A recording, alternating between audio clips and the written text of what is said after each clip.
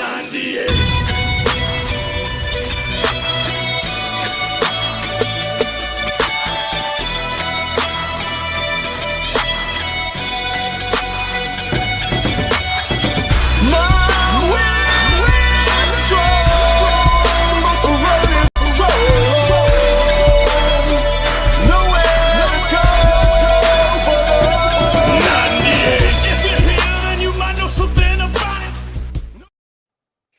And we are live.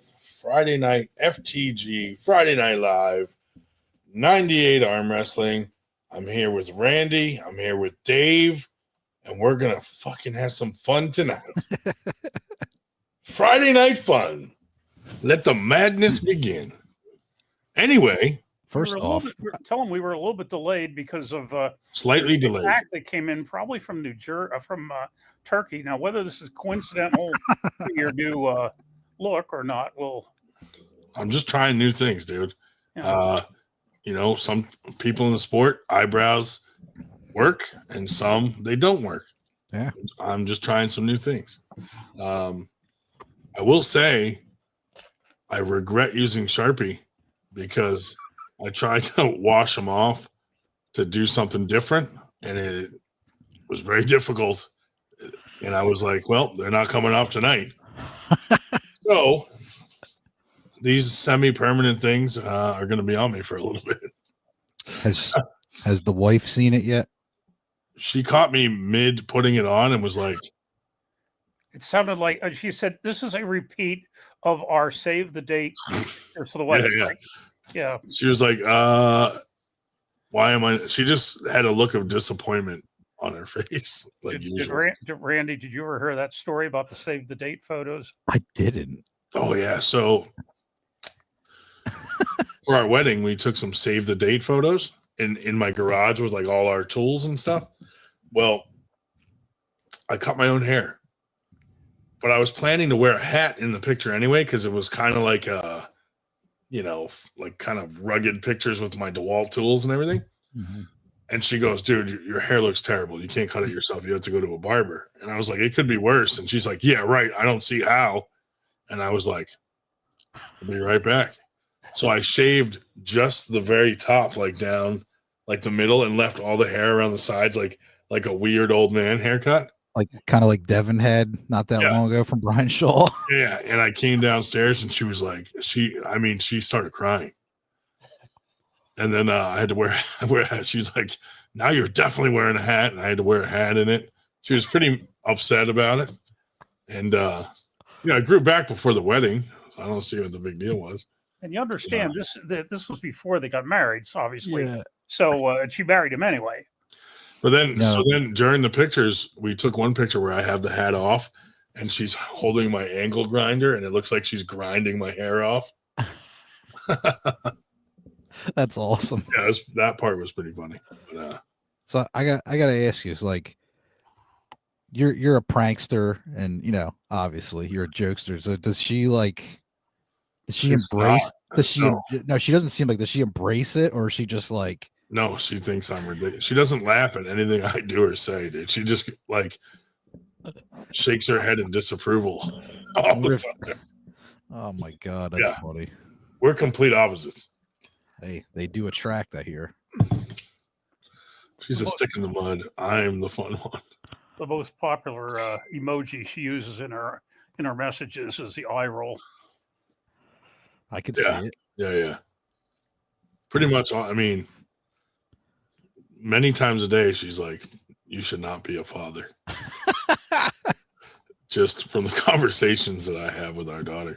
But I will say though, like you said, she says she's a stick in the mud, but when I talked to her about the Phillies not hitting, she immediately got pissed.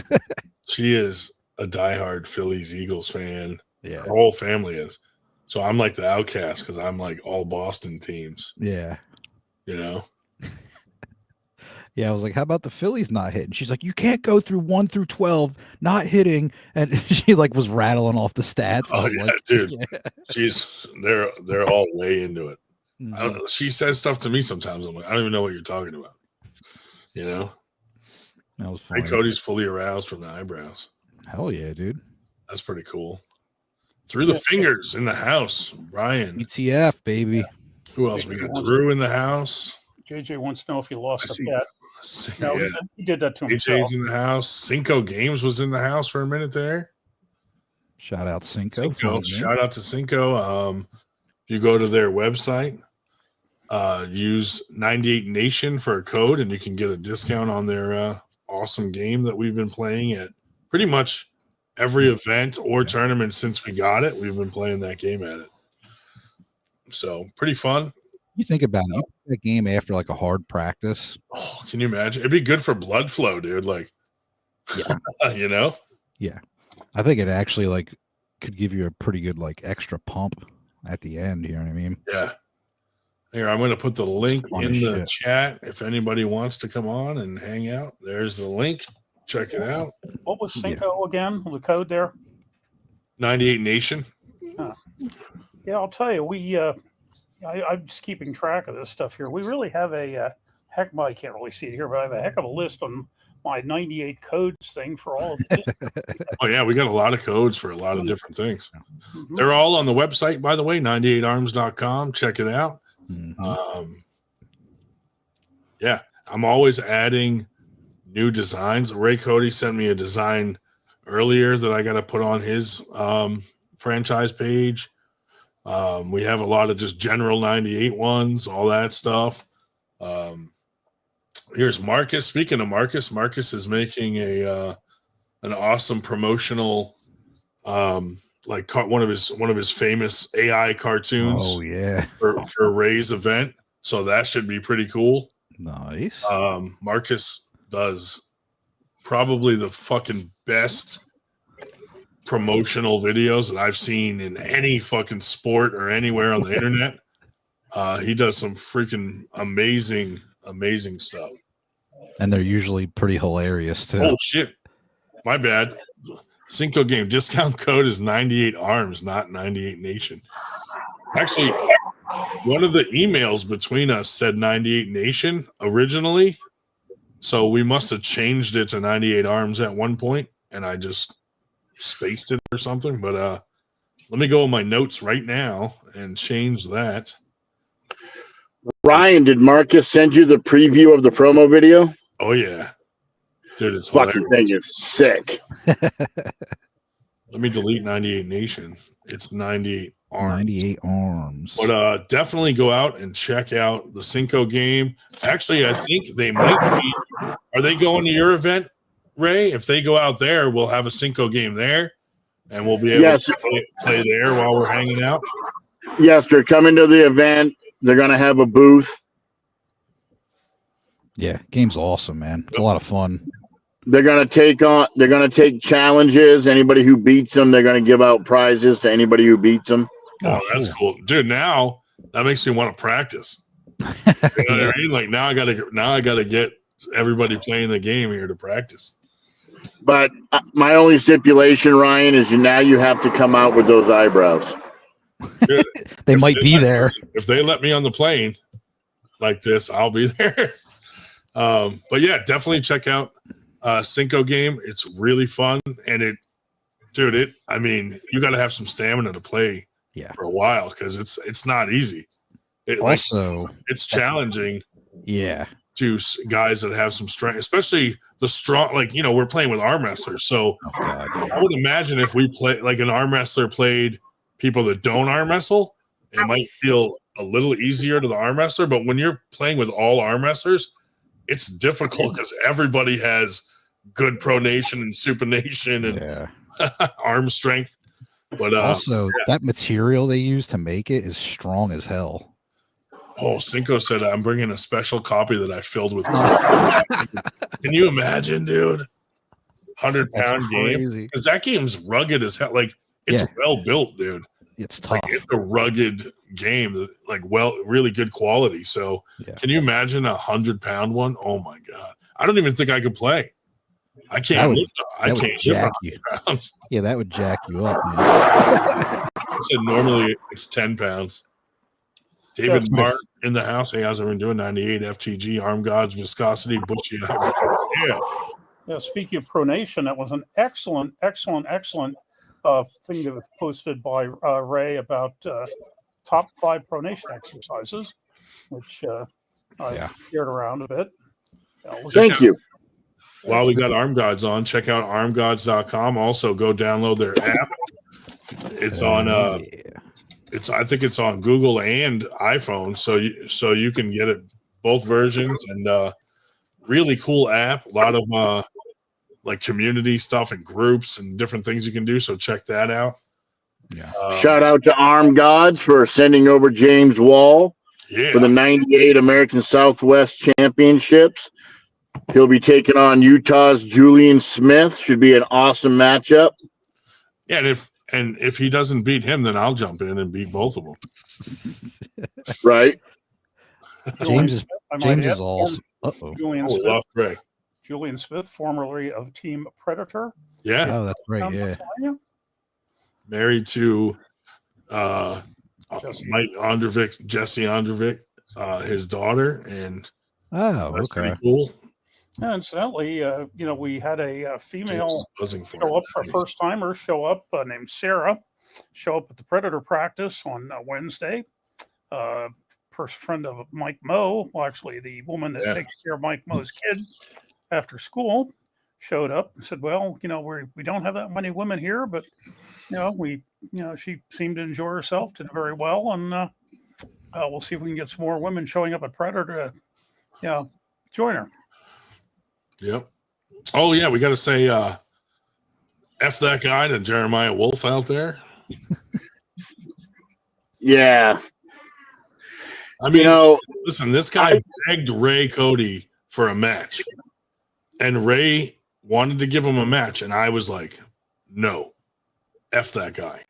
And then Ray brought it up, for various reasons, because the guy is unfriendly to 98. So then Ray asked again, and I said, you know what? Let's just give him the match. We'll hook him up. I'll squash things with him. I reached out to him. He refriended me on Facebook. We squashed everything.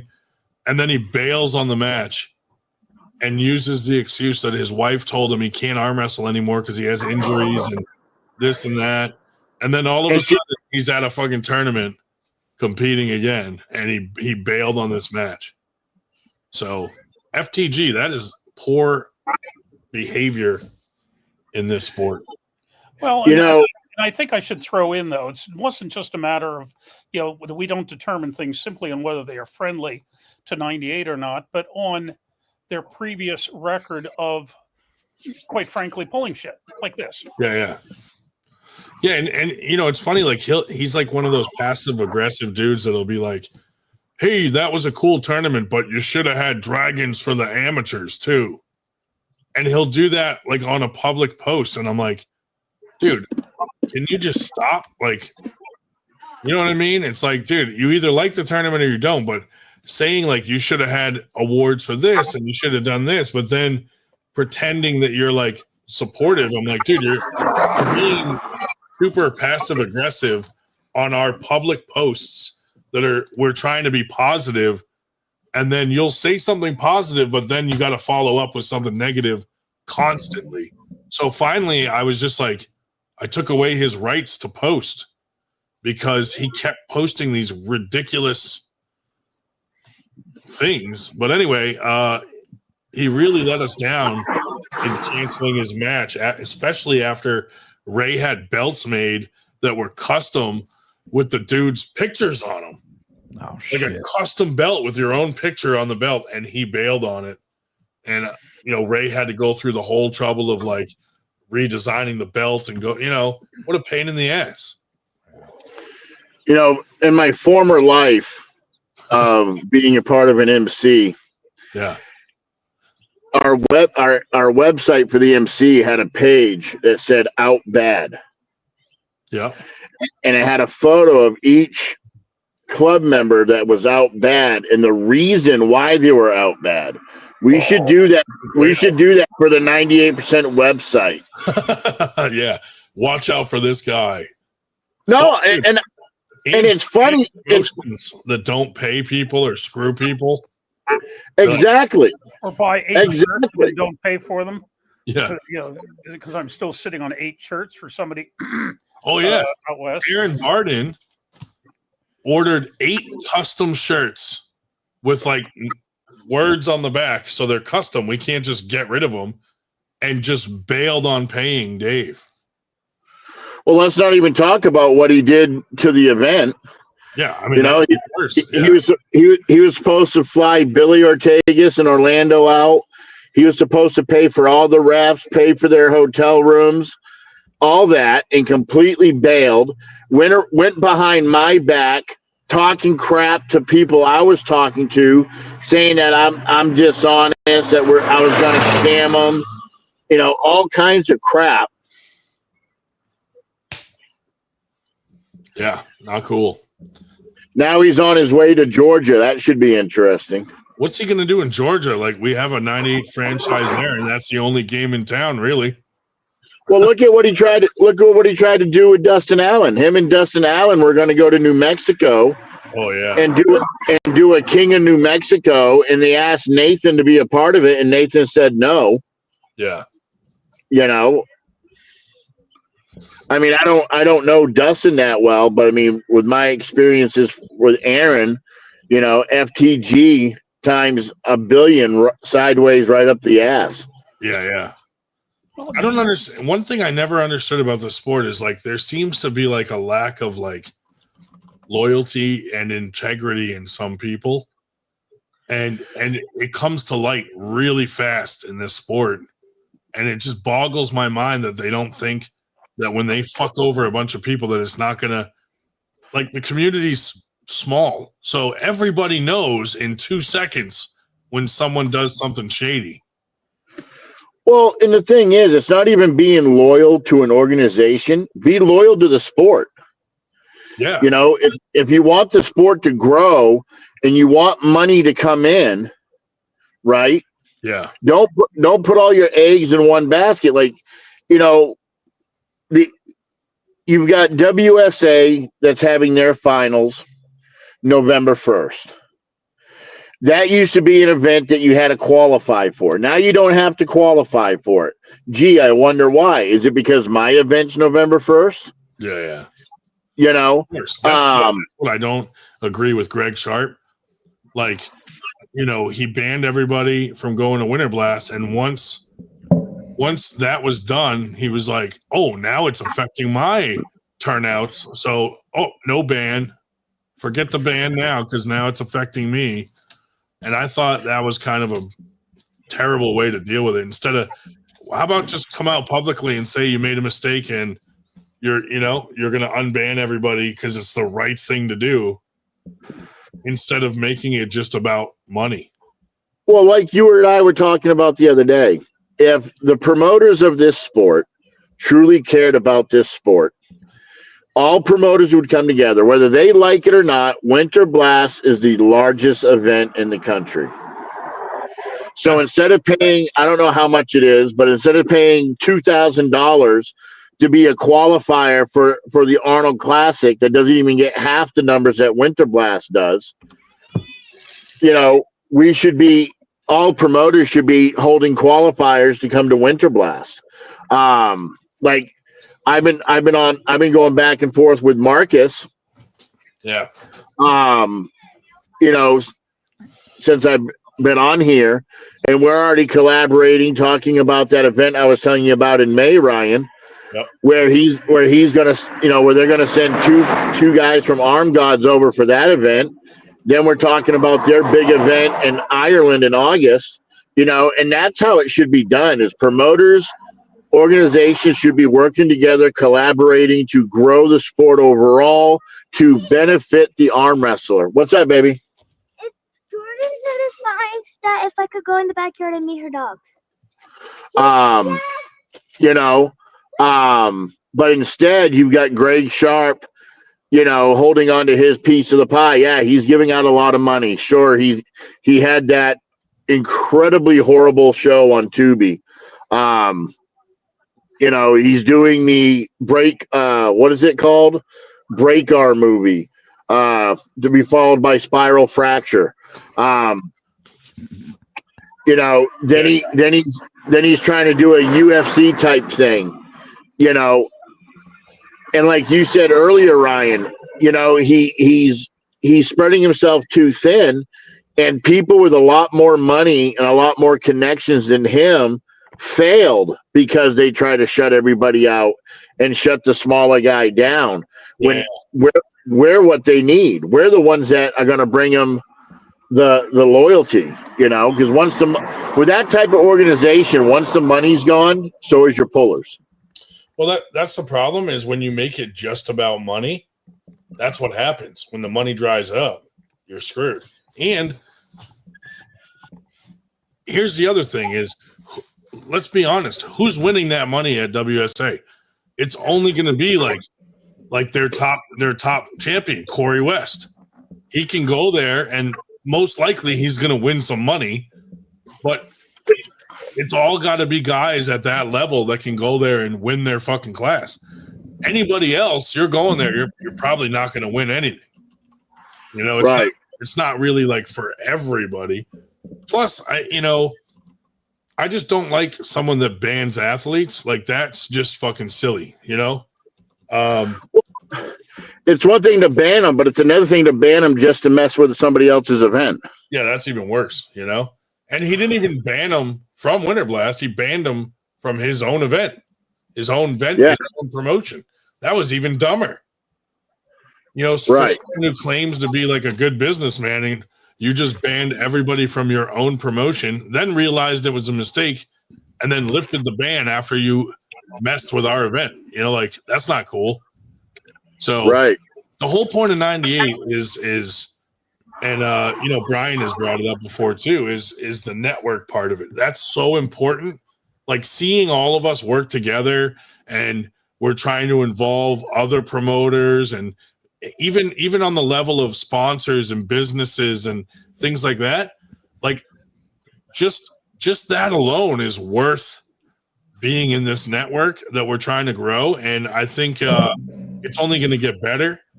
You know, I'm planning our next meeting, and we're going to have a guest speaker from Play Easy come on, and they're gonna discuss like how you can use their website to help you find venues, sponsors, even like the tourism departments of each county that will give you grants for your events, stuff like that. That way, everybody in our network has the opportunity to, fill out for those grants and get some money, or find a venue that they can find that works for their specific thing. But the meetings are important to me because I feel like we're all going to be learning together as one big group to better our promotions. Well, and we all got to get on the same page. I've said this before. You know, there isn't one of us better than the other. We all have something to offer, and we all have something to bring to the table. In my opinion, whatever it's worth, the only way this is going to work is everybody has to support each other. You know, we talk, you talk about the shirts that we have on the website. I'm wearing one right now. I've gone on, I bought stuff off your store. I bought some stuff off other stuff. Nathan McCallan came out with a shirt. I bought it. Paul and Candy, I bought it. Yeah. Alan Vaughn, I bought it. We have to show a unified connection that we're supporting each other. Because if we're not supporting each other, then, no one's going to support us. And I'm just going to bring this up. And, you put up a GoFundMe, I think a week ago. Yeah. To raise money to get the headquarters going. Yeah. If every franchise owner put up $50, right there is $450. Then everybody who says they support us, I mean, you would have had that money in no time. I mean, I've had a fundraiser put up for my daughter. In less than 24 hours, I raised $600. Yeah. So it's like, why can't that energy? And by the way, thank you, Randy. Of course, why can't that same energy be put into 98, getting us to headquarters, which once it's set up will help fund everything. Yeah. I just think there's I don't know, but I just think there's like a disconnect with some people that don't understand what it is this network is and how it's to benefit. I've seen GoFundMe for guys like traveling to events, or hey, our team needs a new table, and I've thrown money at it, and then we do one, and I feel like it kind of got ignored. You know what I mean? And maybe it's because it's for an event space or whatever, but to me, it's like that event space is to bring money into arm wrestling from outside of arm wrestling. So it's not like some promotions try to take advantage of arm wrestlers and find ways to make them spend money on things that they don't need, or stuff like you're trying to sell them collagen or fucking pyramid scheme type shit. We're trying to open up an event space that brings in money from outside of the sport into the sport, so that because you really can't make money off the sport. There's not, we're not at that level. So I'll be honest with you. You know who you should bring on as a guest speaker for one of our meetings? Who? Michael Todd. Find out how he suckered all that money out of people to build his gym. Yeah. It's a pretty sick gym. Like, dude, We might want to phrase the invitation a little bit differently than that, but yes. Well, yeah. We could write something like, "Whose dick do I gotta suck?" But I mean, if you look at it, right? Yeah. Michael went around and solicited people, me being one of them, even though I didn't give him any. Solicited people for sponsorships to add on to the Monster Factory. I don't hate on Michael for it. It was smart. He got arm wrestlers to pay for it, but how does it really benefit the sport as a whole? The only people who get to pull in his promotion are people that he likes. He's, to my knowledge, he's not putting on events for the average puller like myself. Like, I'll never get invited to have a match on Monster Factory, which is fine. But what you're trying to do will benefit the sport as a whole and give people that otherwise wouldn't have a chance to be highlighted, get them highlighted. And that's what I don't understand, the way arm wrestlers think. Like, the age-old argument with women's classes. Yeah. Women complain that they want equal pay. They want to be highlighted the same, but then they don't show up. That's a major problem. Like, there's been times where we spent hundreds of dollars on awards because women have complained about the weight classes because they want more weight classes so that they don't have to pull up someone 50 pounds heavier than them.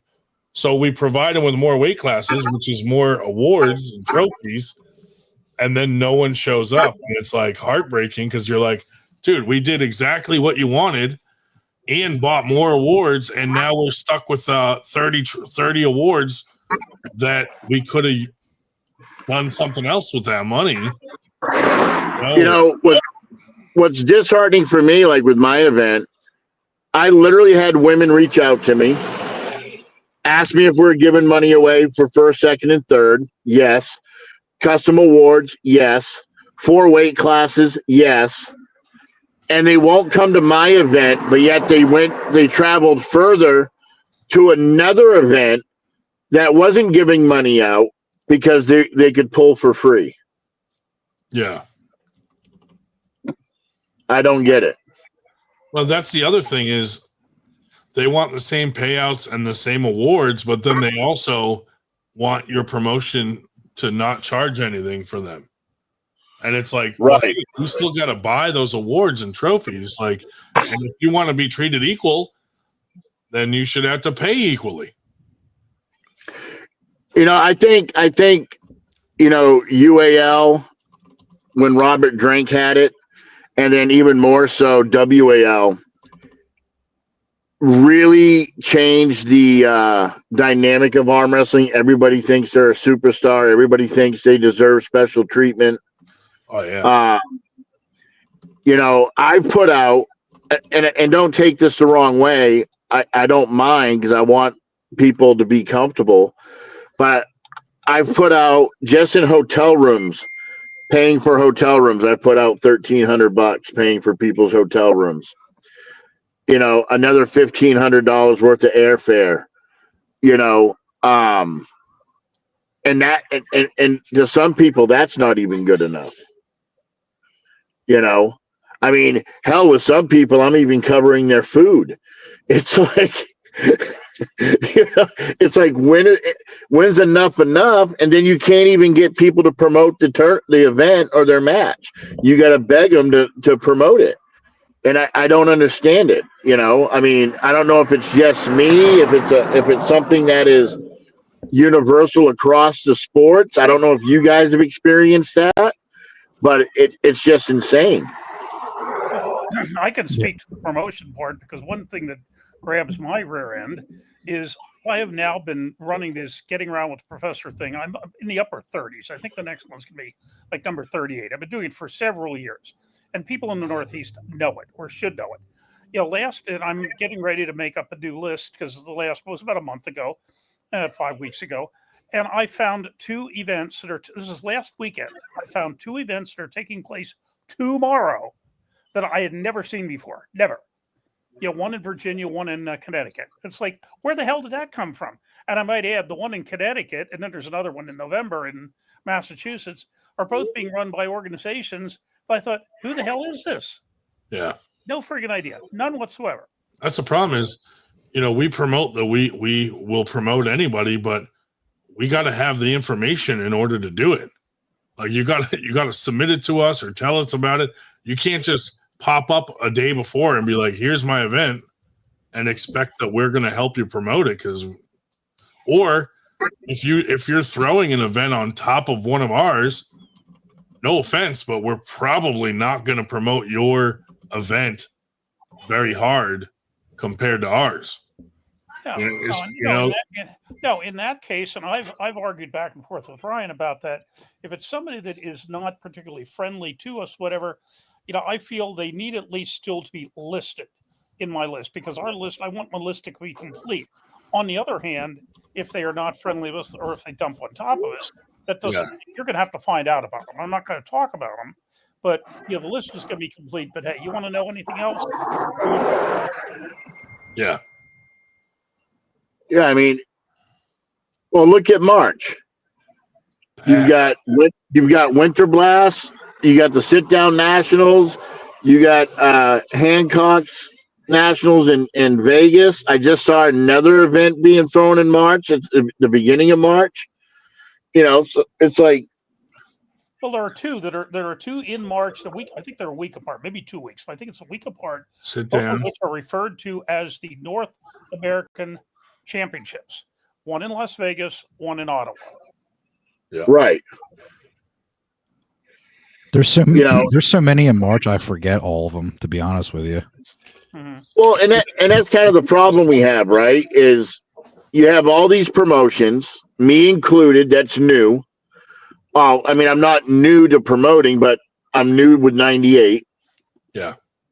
I'm trying to put on events. I'm trying not to step on Bill Collins. I'm trying not to step on Tim Tillamage, or Jeff Kirby or any of these people. But it's so hard because there's, like Dave just said, there's all these little mom and pops that are just throwing events, no real organization, no real legitimacy. It's just a pop-up event, and it's hard to get around it, and it's hard to really plan a quality event. And like Ryan was telling me the other day, because there's so many events, the numbers are going down. I just saw Aries post an event that had only 38 entries. Yeah. Yep. That might have been the one in West Virginia this past weekend. Wow.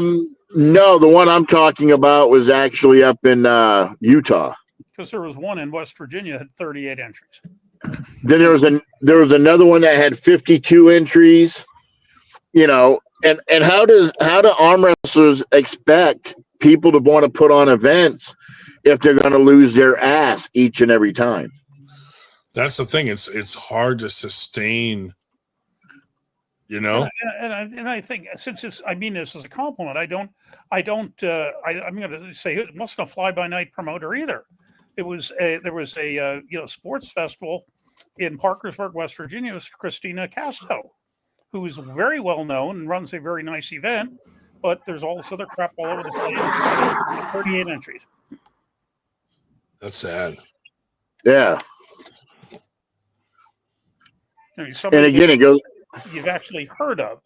Yeah, I would object to one thing that Ray said, that Ray, you're not an average arm wrestler. Thank you. I think you're a little bit better than average, whatever. But thank you. I just thought I had to correct that little. Correct that there. I would say, Dave. I would say in my earlier years, I was good. I had some really good matches, and I made a name for myself quick.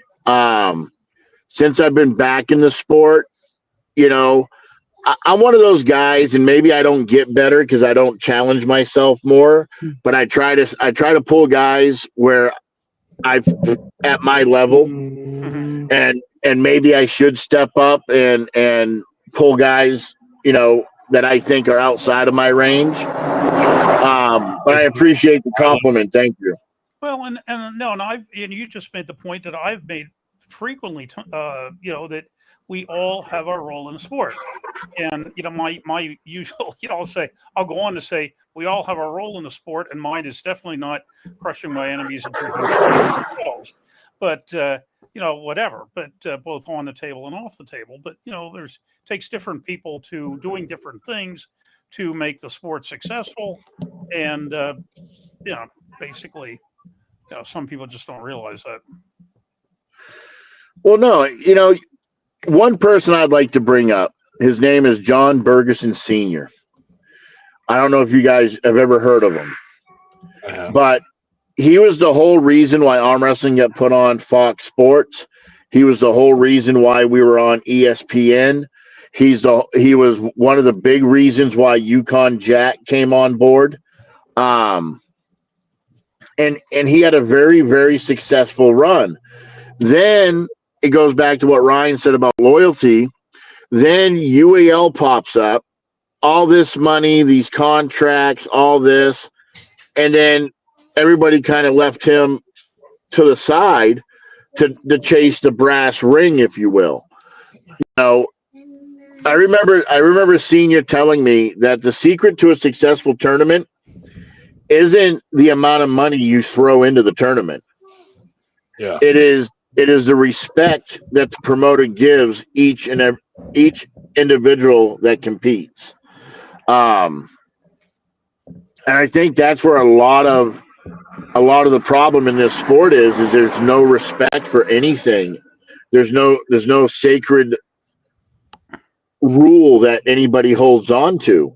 It's all gimme for me, and there's just nothing there for the overall sport. Oh yeah, it's become a I was just going to say, and not to mention names here, but when you have somebody that is a good puller, don't get me wrong, but still, if anything, not world famous, and gets an opportunity to be in a national spotlight sort of thing, at which he will be paid, win or lose, $500, and says, "Oh, I think I deserve 1,000."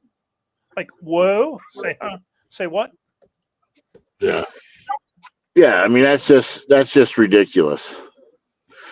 But that goes back to what WAL and UAL was doing. When WAL was at its peak, I mean, what were they paying? $5,000 to an athlete to pull a super match? I don't know, slightly ahead of my time. I've heard rumors it was somewhere around there.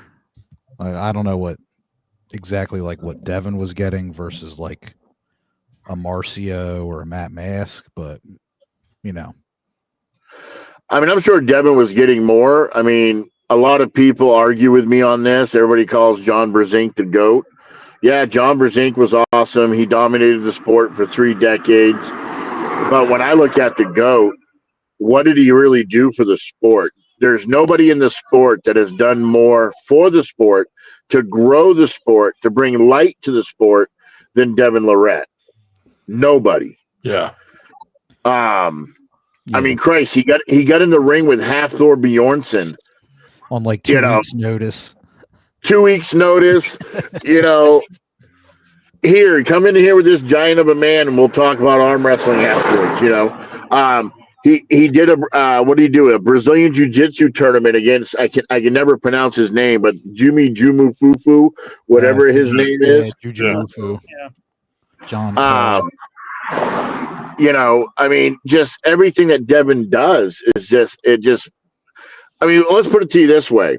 The wife of my partner, the whole reason my partner agreed to even get involved with 98% in arm wrestling, because his wife absolutely loves Devin. And she's like, if I could possibly meet Devin, let's do this. And she was willing to pay Devin's appearance fee just to have him come out, not to even do anything, but sit there. Yeah. Well, hey, we got Auden Larrett coming on the podcast. Yeah. A couple weeks. They're down in Australia doing the Over the Top 2 tournament with Phil Rasmussen. So, is that really going to happen? They're really doing an Over the Top 2 movie? I don't know. He's doing the tournament down there. Oh, gotcha. Because they did Over the Top last year down there. Right. That'd be awesome if they did an Over the Top 2 movie. Yeah, dude. Are you going to star in it, Ryan? Oh yeah. All right. So let's have some fun. So who would play Sylvester Stallone's adult version of the kid? Now keep in mind, this kid's going to be in his mid-40s by now. Yeah. I would say because the kid was kind of a little queer, probably Greg Sharp. But isn't he shouldn't the guy be good enough to win a match? Because the bottom line is, if you lose to me, you really suck at arm wrestling. How about Jeremiah Wolf? Ivan, what's up, buddy? What up, Ivan?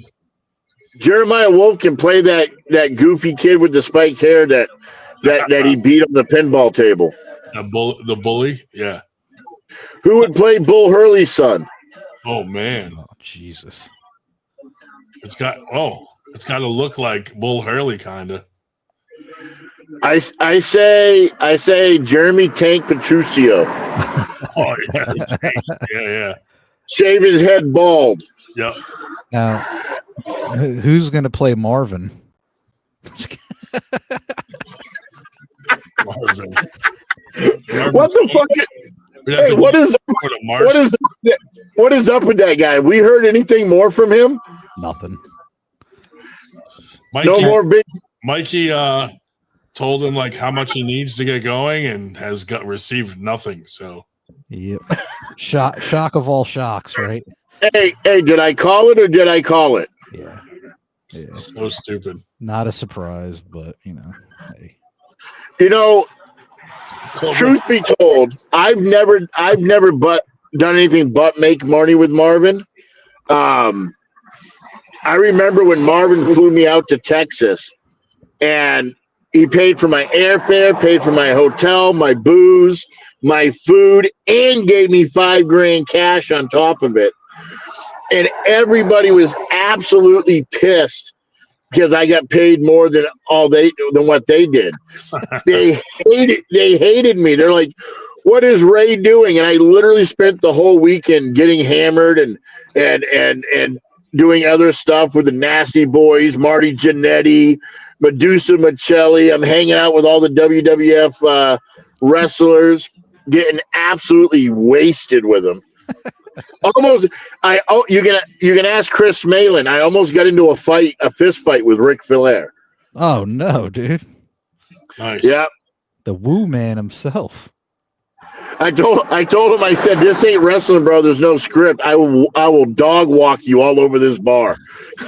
Would you walk up and flip one of his titties up or something? Oh no. No, I went up to shake his hand and just say, hey man, I've been a big fan for the longest time. And he was such an asshole. He's like, do you even belong in this hotel? And I was saying in the same hotel.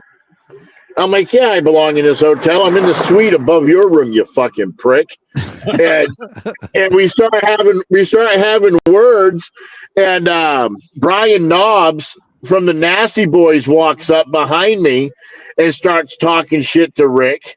And he goes, Big Country, don't waste your time on this old mother geriatric da da da da da da. And then Ric Flair tried to get me thrown out of the bar, and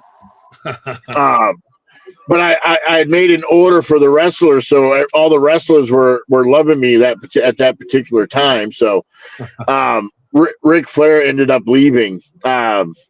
Great story. Chris Malin tells it better than I do, but yeah, it was a lot of fun. That's awesome. And then, of course, there was the NFL debacle in Vegas. You want to talk about an awesome trip? Marvin again paid for me and my wife to come to Vegas for that CBS thing.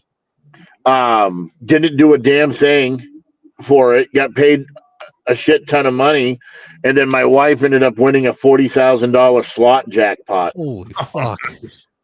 Nice. Yeah. Jeez. So that's why I'm hated, because I got paid to do absolutely nothing. Real quick, if we could just circle back to the whole, thing you said your partner's wife knows about Devin. So when we were at the community event we did the other week, there was people there that knew who Devin was that don't arm wrestle. Yeah. Like, it just goes to show you the reach that the guy has and how he transcends the sport. Absolutely. And it's just, I mean, I could walk down, ask 100 people, hey, do you know who John Brzenk is? And nobody's going to tell me they know who he is. Right. I could ask the same 100 people, do you know who Devin is? And I guarantee you at least 70% will say, yeah, we know who Devin is. Yeah. I think part of it, too, is the generation in which John came up in, too.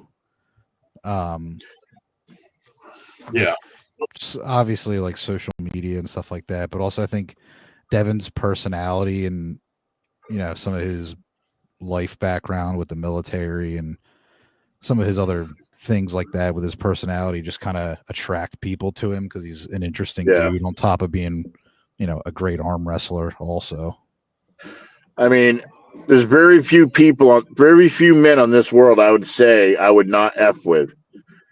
Devin is definitely one of them. Oh, yeah. Unless you're Hapthor, right? Even if I was Hathor, bro, I'd want at least an AR-15 with a Bearcat battering ram. I mean, I was in the Army, and Devin was Canadian Special Forces. I kind of know what they had to go through for training, what they did in service, and I'll tell you some of the shit that Devin had to, not because Devin told me, but just because of my military service, what Devin had to go through in his service. He's a bad, MFer, man. And he's talked about some of the stuff, but not everything. It's not something that I think people want to really pry into. You know what I mean? No, yeah, he's just, I mean, honestly, him and I don't get along, but I tell you, in my opinion, he's the GOAT, man. He's the greatest thing to happen to arm wrestling since John Brzenk. A lot of people thought it was Travis Bajan, but the only thing that's relevant about Travis Bajan is his son.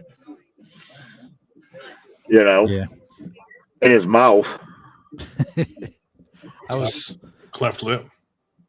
Cleft lip. We should throw a tournament for Cleft Lip Awareness Month and see if he'll come and be the special guest. I used to bring that up all the time, and he got pretty mad about it. Well, we should make sure he sees this because he'll get really mad. Yeah. Maybe he'll pay me the money he owes me. You and about fucking 200 other fucking arm wrestlers. Right. Hey, let me ask you guys a question. I put a poll up. How do you guys feel about promoters pulling their own event or cornering somebody that's having a super match in their event? I think it's fine. I think it's fine because most promoters, for the most part, want to stay neutral anyway.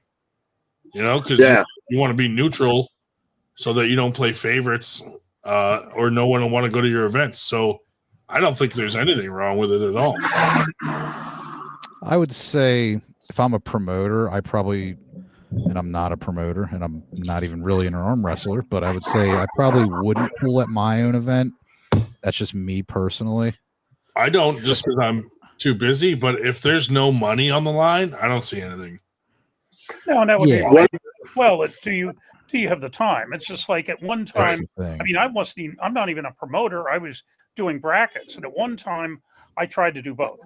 I would at least pull masters while I was also, doing brackets. And it is tough because I get, just as a promoter, I get pulled in a bunch of different directions every time there's a problem or a question. Like I get pulled away. So I can't imagine trying to pull, or even, I don't even ref or do brackets because of that. Because if I was in the middle of brackets and someone had to pull me away for whatever problem, like there's no way I would fuck up the brackets or so I try not to give myself like a position other than like I'm a floater. Like when I'm not busy, I'm helping sell t-shirts or pass out awards or do commentary. I just float around. Yeah. Well, the reason I asked is because there was a comment made about me cornering my wife's super match, and the person commented that it might show up favoritism because I'm the promoter. And then so I told my wife I wasn't going to corner her because I didn't want to have any issues. So I asked Nathan McCallum to corner her, and then Paul Passmore asked me to corner him. I think those two are two different questions where you said cornering or participating. And I would say that there's nothing morally wrong with participating. It's more of an issue of, do you have time? And would you cornering? I don't think there's an issue. I think cornering is fine in my opinion. Although I can understand, it's I'd say it would depend on, who you're cornering. I mean, for God's sakes, if you can't corner your own wife, for God's sakes, that's ridiculous. I mean, no matter what, you got favoritism towards your wife anyway. So it's not like you're not the ref. So cornering, I don't think there's anything wrong with that. Yeah, I think that's totally reasonable. Yeah. But like, kind of like what Ryan and Dave said, like maybe pulling in the event is maybe not the best use of time, because if you're getting pulled in a million different directions, and sometimes just being as the promoter, people just want to talk to you and chat it up because they're like, oh, thanks for throwing this, and it just might not be. Once again, and I'm not vehemently objecting to cornering. I think we have to recognize there's two. If I said no, it would be for two separate reasons. Right. A question of favoritism and the other question of time. Yeah. I'm not sure I would say no in either case. I'd be more inclined to say no, actually, for pulling in your own event, because as a promoter, you're just too damn busy. Yeah. Of course, the advantage to a to me as a brackets person at the tournament is when Ryan's too busy to answer questions, I just do whatever the fuck I want. That's right. Right. So speaking about my event, I've been called out for the Hellfire Hot Wing Challenge. Oh, by who? Robert Carey. Oh, no way. Wait. So Friday, is he going to the event? He's going, and he's gonna be one of our refs. Oh, nice. So him and I are gonna go head to head with the Hellfire Wing Challenge. That's freaking awesome, dude. I didn't think Nice. anybody, because for a while there, no one said they were going to do it. Right. I mean, it's a pretty. So it's 7 wings Yeah. in 7 minutes. The hottest wing is going to have a sauce on it that's 4 million Scoville units. Jeez. Wait, so do you have to eat one and wait a minute, or can you just eat all fucking 7 immediately? You've got 7 minutes to eat all of them, so you can eat as fast as you want to get to the last one. But after you eat the last one, after you swallowed the last bite, you can't drink or do anything for 5 minutes. It's called a 5-minute afterburn. Oh my god. After the 5 minutes, you can down milk, you can go throw up. You're crying, dude. Jesus. So Robert was like, "Hey man, let's go head to head in this wing challenge." I'm like, "All right, man, let's do it." Can we have a side challenge where you have to take the hottest one and hold it against your urethra for like 10 seconds?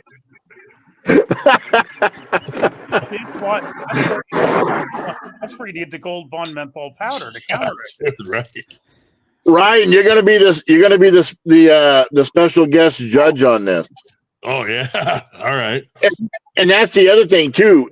Each wing has to be completely stripped. There can't be any leftover meat. There can't be any leftover skin. It's got to be dry. I want a measurement of all the competitors' areolas. No, I thought you go for the measurement of their urethras. Oh God. I go for you have to take a picture of their sphincter the next morning. Oh, Just say you guys might want to contact like Tums or something for a sponsorship after that. that's a good idea, dude. Get up, Tom. So being a person who's done every hot challenge there is, Tums don't work. Nah. It actually makes it worse. Ay, ay, ay. The best Isn't milk the best? for after, yeah. But what you want to do before you do it is you want to prep and coat your stomach. So you drink a bottle of Pepto-Bismol. Oh yeah. That's smart. Right? The pink Because stuff. the worst thing out of any side effect that you can get from a hot challenge is the bubble gut, right? Diarrhea. No, you start burping, you start farting, and oh my god, dude, it's just the worst hell you've ever gone through. I can handle the hiccups, I can handle the burning mouth, but man, I get the gut wrench, and it's over. I can't do it. I can't do it anymore. I just got a private chat from Dave Shella saying that the best thing is to coat your stomach with semen. Jesus. Plop, plop, fizz, fizz. Oh, what a relief. Oh, what a relief it is. Oh, man. Hey, real quick.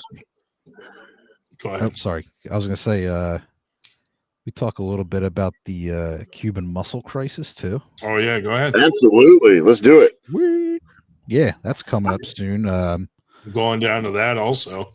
Yeah, we'll be going down to Club Havana in Hagerstown. Yep. Place is pretty sweet. I was looking at the food menu too. I'm definitely getting food there. It's looking pretty good, but yeah, they guys are throwing an event down there. Josh Berger, Colby Hutzel, our 98 Antietam franchise. Looking forward to it. I think a bunch of the Virginia guys are coming up, probably some West Virginia folks. Yep. It's like right on the border of PA and Maryland. Not too bad. I did a little video earlier this week, kind of going over the event. I also did one for Ray's event. Bro, that was awesome. Both of them. Thanks, man. Way to break it down, man. It simplified everything. You know, I really liked it. Yeah, it's just something I want to do for everyone's events. So I gotta kind of look at the calendar and see some of the other ones that are coming up. Like I know Boom has some he's working on. Yeah, anyone else, you know, in the 98 that wants a video like that, let me know. I'll gladly do an overview. It's cool just to bring attention if there's like kind of like Ray's event where there's other things going on than just arm wrestling that people may not be aware of. So it's good just to kind of repeat that so they understand, you know, oh, there's a trunk or treat going on Friday. There's, you know, some super matches, and then you have bobbing for apples, adult bobbing for apples, where you actually have to use your penis to get the apple. You know, speaking of penises, you know, I was talking to Ryan earlier today, and 90 way to start a sentence. 98 is going to be branching off, and we're going to be doing the at the beginning of the year in California, prostitution is legal. So we're going to be doing the 98 mobile glory hole, you know, featuring Ryan Grondin. And then we're gonna do the 98 Pornhub channel. Yeah, tell them about the glory hole, the porta potties. Oh my God. And you guys will tell that I put a lot of thought into this. So, have you guys ever seen those like really high end trailer pull porta potties? They're like really nice. They're like home bathrooms. Yeah, I've seen them. Well, I can get a deluxe one that has 3 porta potties on a trailer. So you got the 2 end porta potties. That's where the guys are going to go. Then you got the center porta potty. That's where the girl will go. You'll have a bidet so she can clean herself out in between loads. You know, set it up real nice for her. You know, so she feels comfortable and at home. You know, and then I'll be in the truck. You know, taking payment and you know, cleaning up any mess in between Johns. I think it could be a really big success, you know, for 98. And then of course you got the 98 Pornhub channel where I'm going to start featuring naked arm wrestling. You know, and it'll be kind of like lingerie football meets, you know, porn. Yeah. You know, that's some ideas me and Ryan were brainstorming earlier today, you know, that to try to make money for 98 as a whole, you know. Wait, real quick, let's rewind.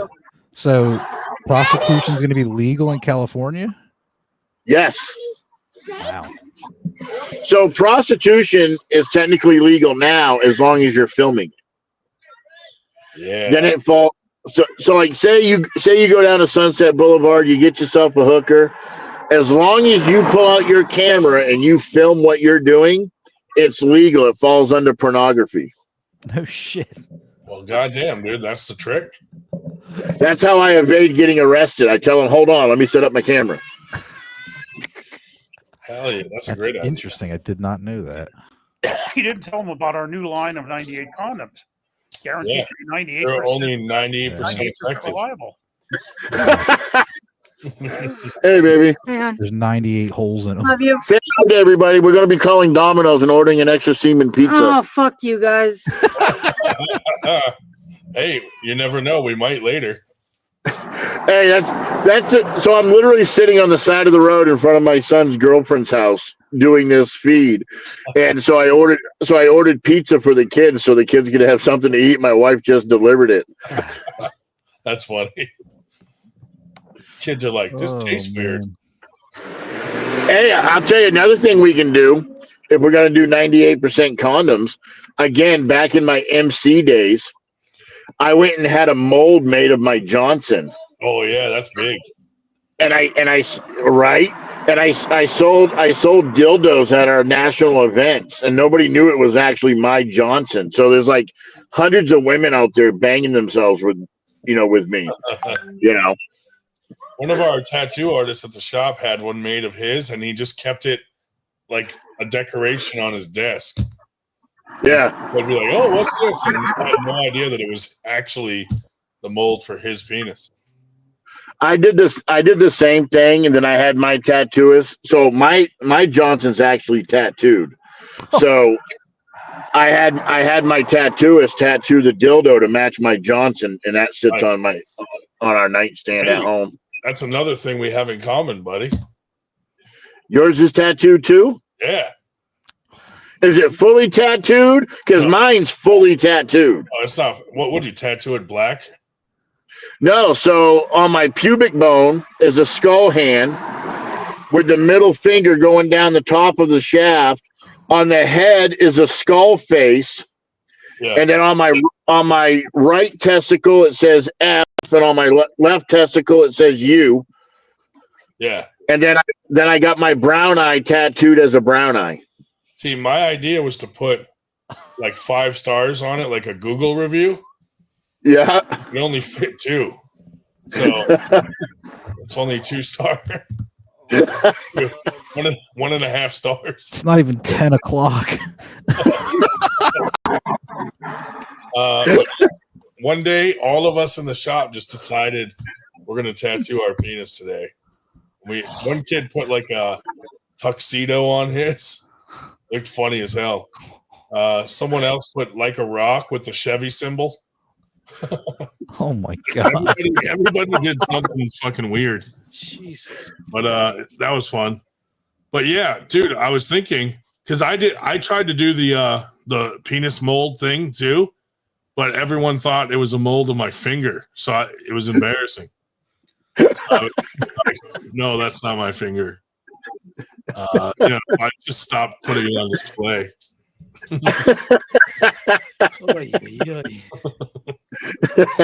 Well, guys, I'm going to let you go on that note. Yeah. It was great as always. Love you guys. Later, brother. See you, buddy. Later. Well, I guess we could probably end the stream now. Yeah. On that note, have a good night, everybody. No, that's funny. Dude, we did actually have that conversation earlier in the day. Oh, I believe he that. called me and was like, I have an idea. They got these nice porta potties. And I was like, oh, Jesus. But yeah, we joked around about that topic for a few minutes on the phone earlier. Oh, man. Yeah, I just so everyone knows, too, I went ahead and ordered some posters off 98arms.com. I forgot to order them. I wanted to get some. I think they'd be pretty cool for like training rooms and stuff like that, or somewhere you work out. You're gonna hang them behind you there.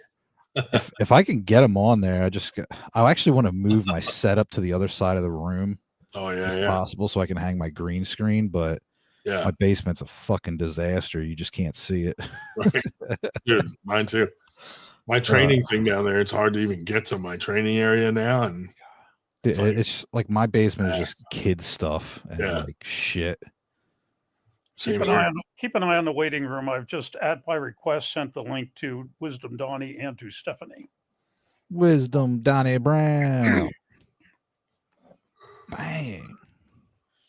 But yeah, so yeah, we're going to Muscle Muscle Crisis. Cuban Muscle Crisis, and then also I'm flying out to Arizona to that event. So none of these guys wanted to come with me, but yeah, we were like by myself, I guess. We said FTG, dude, and I kind of took way too long to book the flight, so now I had no like there were no direct flights really left in the time frame that I needed, so I got to stop in like Denver, fucking like god damn it.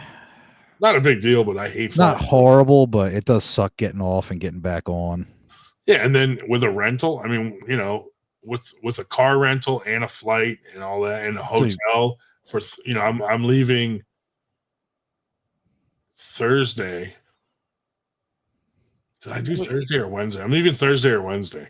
And he has to get there early. And he has to get there early because they're not sure they're going to let him on with his weird, non-real ID.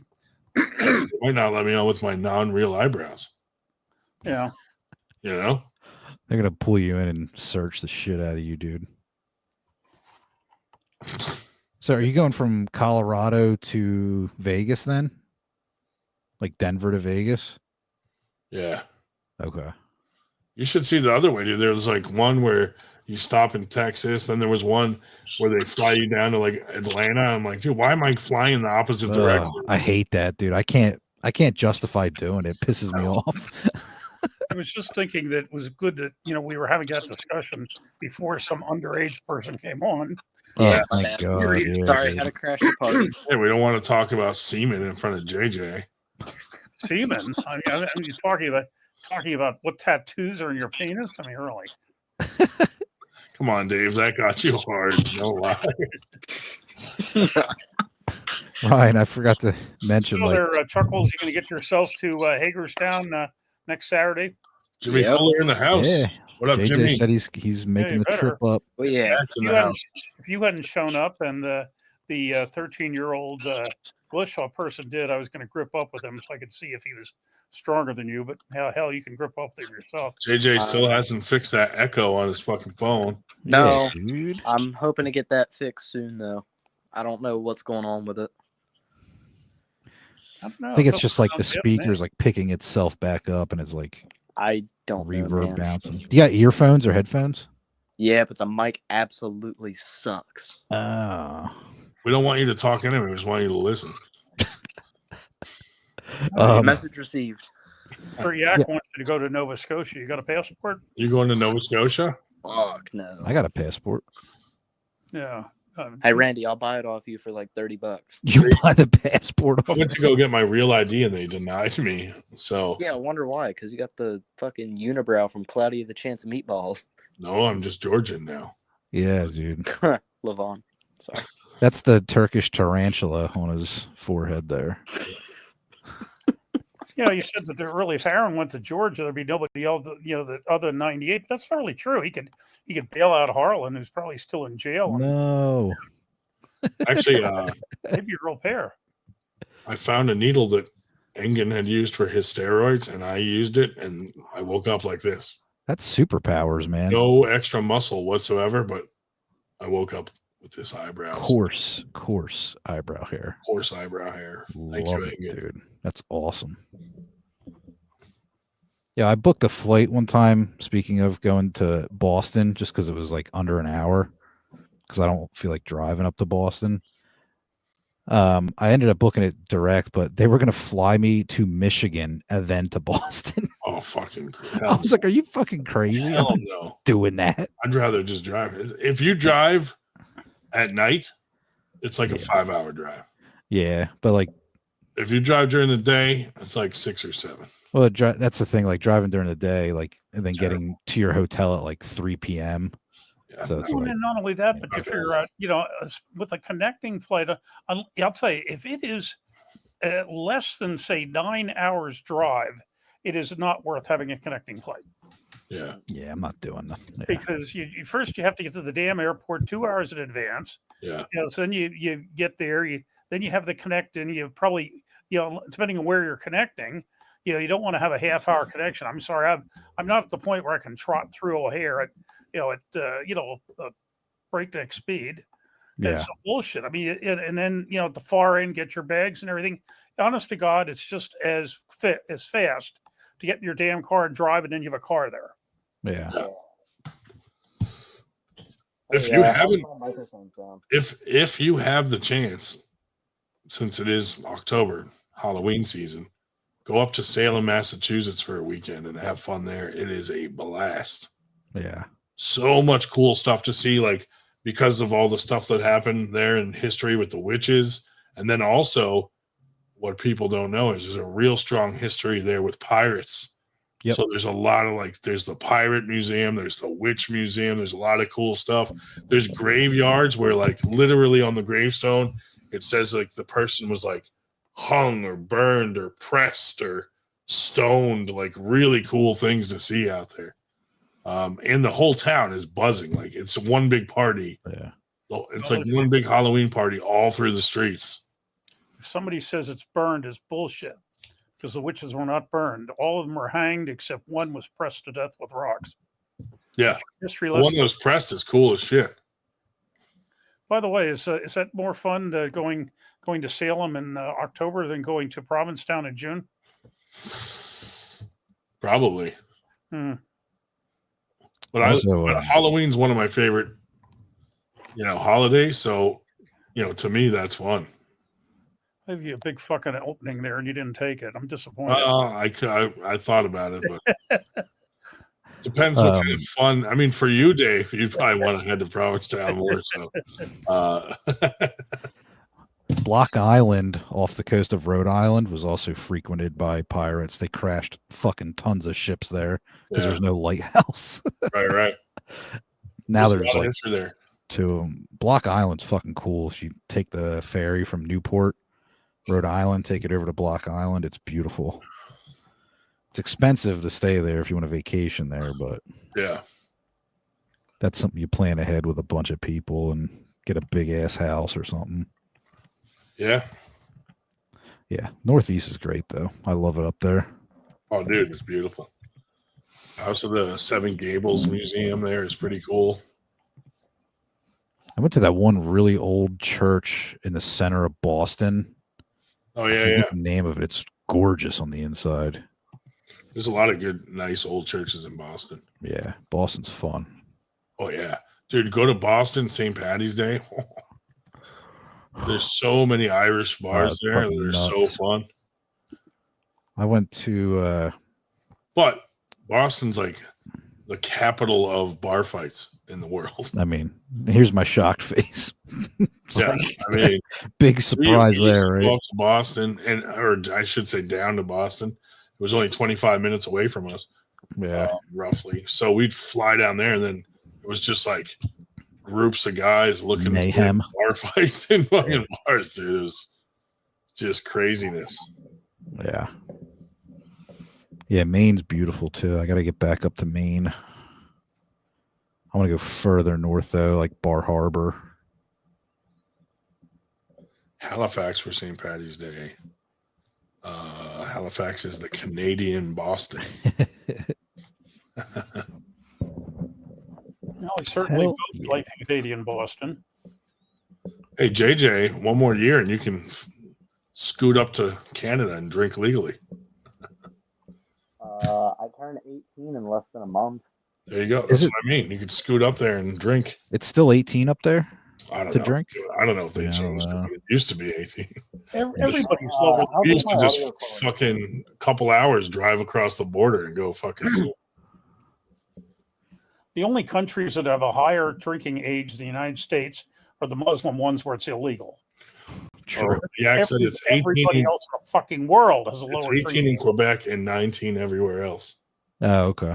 So you can still go up to Quebec, which that's where we used to go because I lived in New Hampshire. So it wasn't that crazy of a drive to just scoot up to Canada and drink. I got pretty close to the border when I was in Vermont. I went like way up north in Vermont. Yeah. I never Vermont's went over there. beautiful to drive through. Vermont, yeah, I loved just cruising through there. New Hampshire, like the White Mountains up there are amazing too. I heard, When I I heard moved it here, fucking and they were sucked. like, No, I'm just they were kidding. like, we're going to the mountains in Pennsylvania. The foothills. We drove through the Poconos, and I was like, these aren't mountains. Yeah. These are bumps. hills, dude. Well, Yeah. I was best man at a wedding in Country Club Hills, Illinois. It's like, what? Country Yeah, Club Hills? You know, the hill was less than the hill to get up to the damn Right. art museum in Philadelphia. I mean, when you drive across country, like I drove to Iowa, and once you get once you get to Western PA or like Western New York, it's the same. The whole fucking ride to Iowa Yeah. is cornfields and farms and fucking cornfields, soybean field, cornfield, soybean field, like, Yeah. just nonstop. Yeah, and the occasional tornado. Yeah. A couple tornadoes. Dude, it was like so flat and windy out there. I had to go out there for a month to put cameras in this hospital in Iowa. And we literally, there was nothing else to do. We went bowling every night. And then we tried to go to a strip club. And we walked in and there was a stripper up on a table. And she was like 8 months pregnant. We were like, we're out of here. Fucking screw this. I was like, no, we're good. Gee, that sounds like the the place where they had that tournament over in South Amboy. Oh, yeah. Quality women. Sorry about that, Beast Mode. Yeah, Beast Mode, dude. I went to that event, and when I went upstairs, I went to go get like a Diet Coke, and I saw some of the strippers there. No offense, but I would have rather seen every arm wrestler there naked before those girls. I would have rather seen all the male arm wrestlers naked before gazing upon the women upstairs. Were they women though? Questionable. I mean, one of them looked like she had 15 kids and was just like, all stretch marked out and crazy looking. I was like, dude, If you want to check it out for yourself, they do practice. Who is paying to see this chick? Every Monday night, Black Betty's Saloon, South Amboy, New Jersey. Yeah, get it. I think you can sleep with them too for an extra cost. But shekels. Some of them like could have been holding a sign that just said, "Pick a fold and fuck it." Beautiful. You don't necessarily have to use the vagina. You could have fucked her in the armpit or just one of the many rolls along the side of their body. They put the roll in a roller coaster.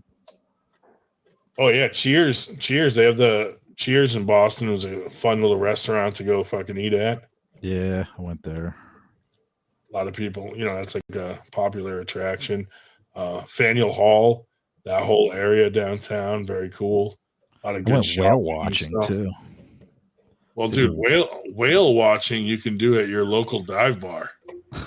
No, that's called harpooning, buddy. Yeah.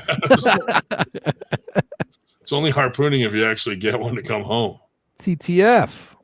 Going on, judge in the house. Yeah, it's great tonight. Good. Oh, we're fucking good, man. Lovely tonight. Yeah, I just man. Well, I just had a phone call with Perry. Oh yeah, it's the Battle Zone League. Here in Canada. Well, here in Canada, I would say it's across Canada. Yeah, and I was filling him in on the franchise thing, and he was like pretty impressed. So. Nice. Oh, that's cool. Yeah, I see. I have the ability. That's nice. I'm friends with all the promoters across Canada, so I'm actually. I'm gonna, what I'm gonna do. I'm gonna be trying to get them to come on board, right? So, me, the more the merrier, dude. I think it really strengthens what we're trying to do. And you know who might come on as a franchise? Arm Gods in the UK be the first UK 98. Boom! That'd be awesome, right? Big one. Yeah, buddy. Well, it's cool too. Like, even if like people don't join on as a franchise or something, having their support means something too. Oh, for sure. Well, that's just it, right? And I mean, like I support all the promotions here in Canada. Like we sponsored many of them. Right. So like I already know that we'll have the support here. But why not, if I can get if let's say Perry says, because I tried to explain to him, I'm like, listen, it's still your shit, right? Yeah. And I mean, and when you join on, it's like there's other franchisee guys that probably still have little side adventures and stuff with not every tournament has to be a 98 tournament. Well, that's what I was explaining, right? But it's more about like the networking. Yes. It's huge, bro. Yeah. Well, and actually, thank you. See the value in it as we get going. I just got a tiny wire transfer. Thank you, brother. Yeah, dude. Yeah, that was from Carolyn Loom's order. I know. I was like, he's gonna think I'm crazy sending him this small amount, but you know what? The more people order that stuff, it could add up. Yeah. Oh, that's just it, right? It's like that's an example right there of the networking. Well, and as far as the merchandise goes too, you just made $8 back on your investment. What were you just telling me, Brian? You just told me, what, this morning or yesterday about somebody told you about who they see, most often worldwide. Oh yeah, I've been watching like a lot of other podcasts, and I've heard multiple times now that what people see is East versus West and just 98 everywhere. Yeah, nice. I'm like, dude, that's fucking awesome to hear. It's really good to hear. I know. Especially what I got today? Once we all start really getting into what we're doing and promoting, 98 is going to be everywhere. Oh, it will. We haven't even really gotten rolling yet. I feel, Well, no, this is all experimental.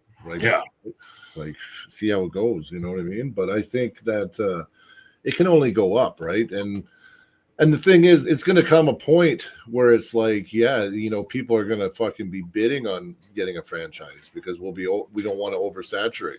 You know what I mean? So, yeah. And one That's thing where that's where we vet them real hard. And yeah. Well, in that case, yeah. credit score. No, but I'm looking at like, listen, over the course, you know, come this year, yeah, we're going to be the OGs of the franchise. Oh yeah, for sure. Like Right? the original 9 or whatever. Yeah, exactly. Just like, yeah. Looking like what do you call it? Sons of Anarchy.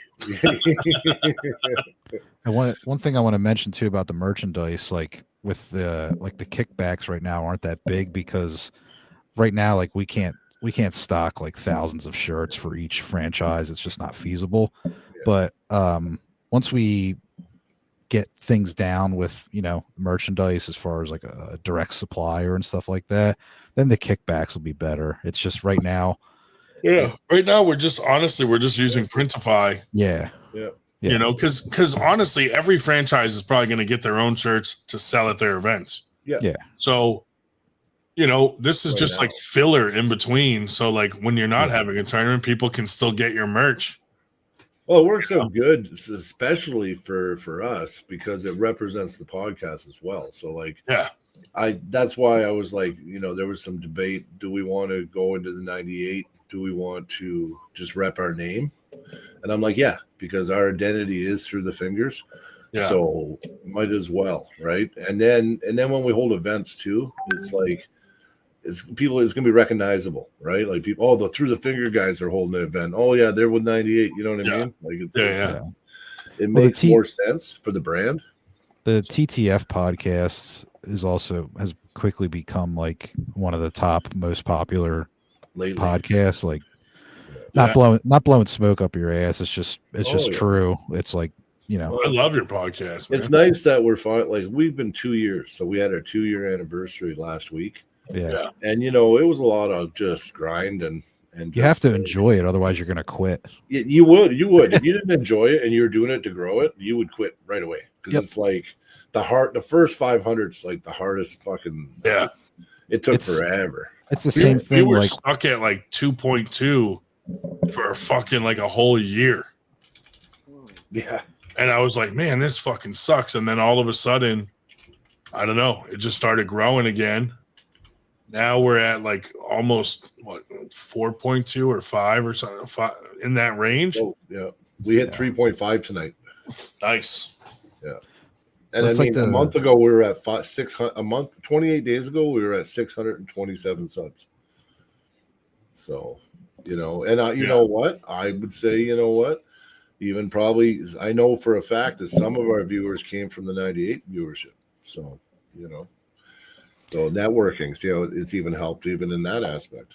Well, I found TTF it was random through YouTube recommendations because I was watching arm wrestling content. Yeah. And then one day, like before I was a part of the 98 or anything, it was showing me your guys' stuff because I watched arm wrestling content primarily. And that just, you know, it snowballs over time. Yeah. Well, we had a lady today messaged me, and I think her name's Katie, but she messaged me and she said, you know, like I've been watching some arm wrestling podcasts for a long time, and I just recently found yours. And she said, you guys are so chill. It's so relaxed. It's almost like a Joe Rogan style arm wrestling podcast where we just we just chill. We just talk about. We let the conversations and you guys are much similar. We just let the conversations roll, right? Like we just go with the flow. We don't make our guests ever feel uncomfortable. I mean, it's usually a pretty chill atmosphere. Yeah, right? That's what I've said about yours from the beginning. Like yours is so chill. Ours, you know, 1 minute we're talking arm wrestling, and the next deep into semen. We don't know. Yeah, jarred testicles, and then we lose half the audience as soon as. Well, I haven't seen what's her name, MG or whatever it is. No, she hasn't been on in a while. I haven't seen that in a while. Yeah. That areola. Yeah. Atlantis brings up a point about like how sometimes streams overlap. It's honestly gotten so hard because there's so much content now with arm wrestling. Like it's it's crazy. There's like you'll have Coach Ray doing interviews. You'll have like Dexter do a live. You'll have TTF. You'll have 98. You'll have there's a couple other guys that have podcasts. You have Matt Hollywood Conley, and we're all in like different time zones. It's just like, see, I don't care if there's a lot of people watching it during the live, because honestly, most people go watch our podcast the next day anyway. Yeah. Instead of live, so live, it's like the same 20 people that watch everybody's podcast live, like the regulars. Yeah. So they just bounce around. If say we're both on at the same time, Brian, they'll just bounce between our two podcasts, and say something and then go back to the other one. And me personally, I don't care. Like if we're live with other people, it's just like, what are you going to do? Schedule around 30 other schedules? Yeah. That's why we just stick with Friday night. Dude. Sometimes we'll do like a weird pop-up one, but when me and Randy do center table, which is interviews, we just record it. We don't even go live, and then we just release it, whenever. Well, you know what? I know I've voiced before in my podcast. I think I got angry at one podcast. Yeah. And I don't even care if there's 3 going when I do it, because I try to post days in advance. Everyone knows we do Tuesdays and Sundays. Yeah. And then if there's other ones I post in advance, but I don't even care. Like, I think, you know what? We're in a good place if the viewership has lots of content, and then they can pick some people like Through the Fingers, some people don't. Some people like, Steve Fernandez. Ward. Like, I personally stay away from the bigger ones. I used to watch a lot of Ozzy. Yeah. But then Ozzy, I kind of, I didn't see eye to eye with a lot. It just didn't mesh well for me. Like a lot of, like some of his opinions. I feel like some stuff goes to people's heads. Yeah. And then all of a sudden they seem like they're bigger, or like they think they're kind of above everybody else all of a sudden. Yeah. Well, that's how I kind of felt with Jake. I felt like he went to his head a bit. Yeah, a little bit. But, I still support him. I feel like we were below everyone. I don't think we're on top of shit. No. There was one guy that had a podcast on Monday nights, and I used to actually support him. Yeah. And then he just changed it to the same time, the same day as us for some reason. Dude, Fernandez did that to us. He threw it. It was Dan Swartz. It was Dan. Dude. But I'm like, well, why would you switch it? Like, you're on Monday and I was promoting you, and now you're doing it at the same time as me. So I didn't understand, right?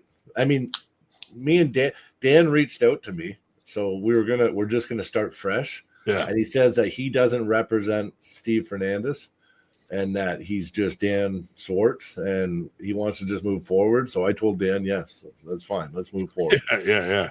Right.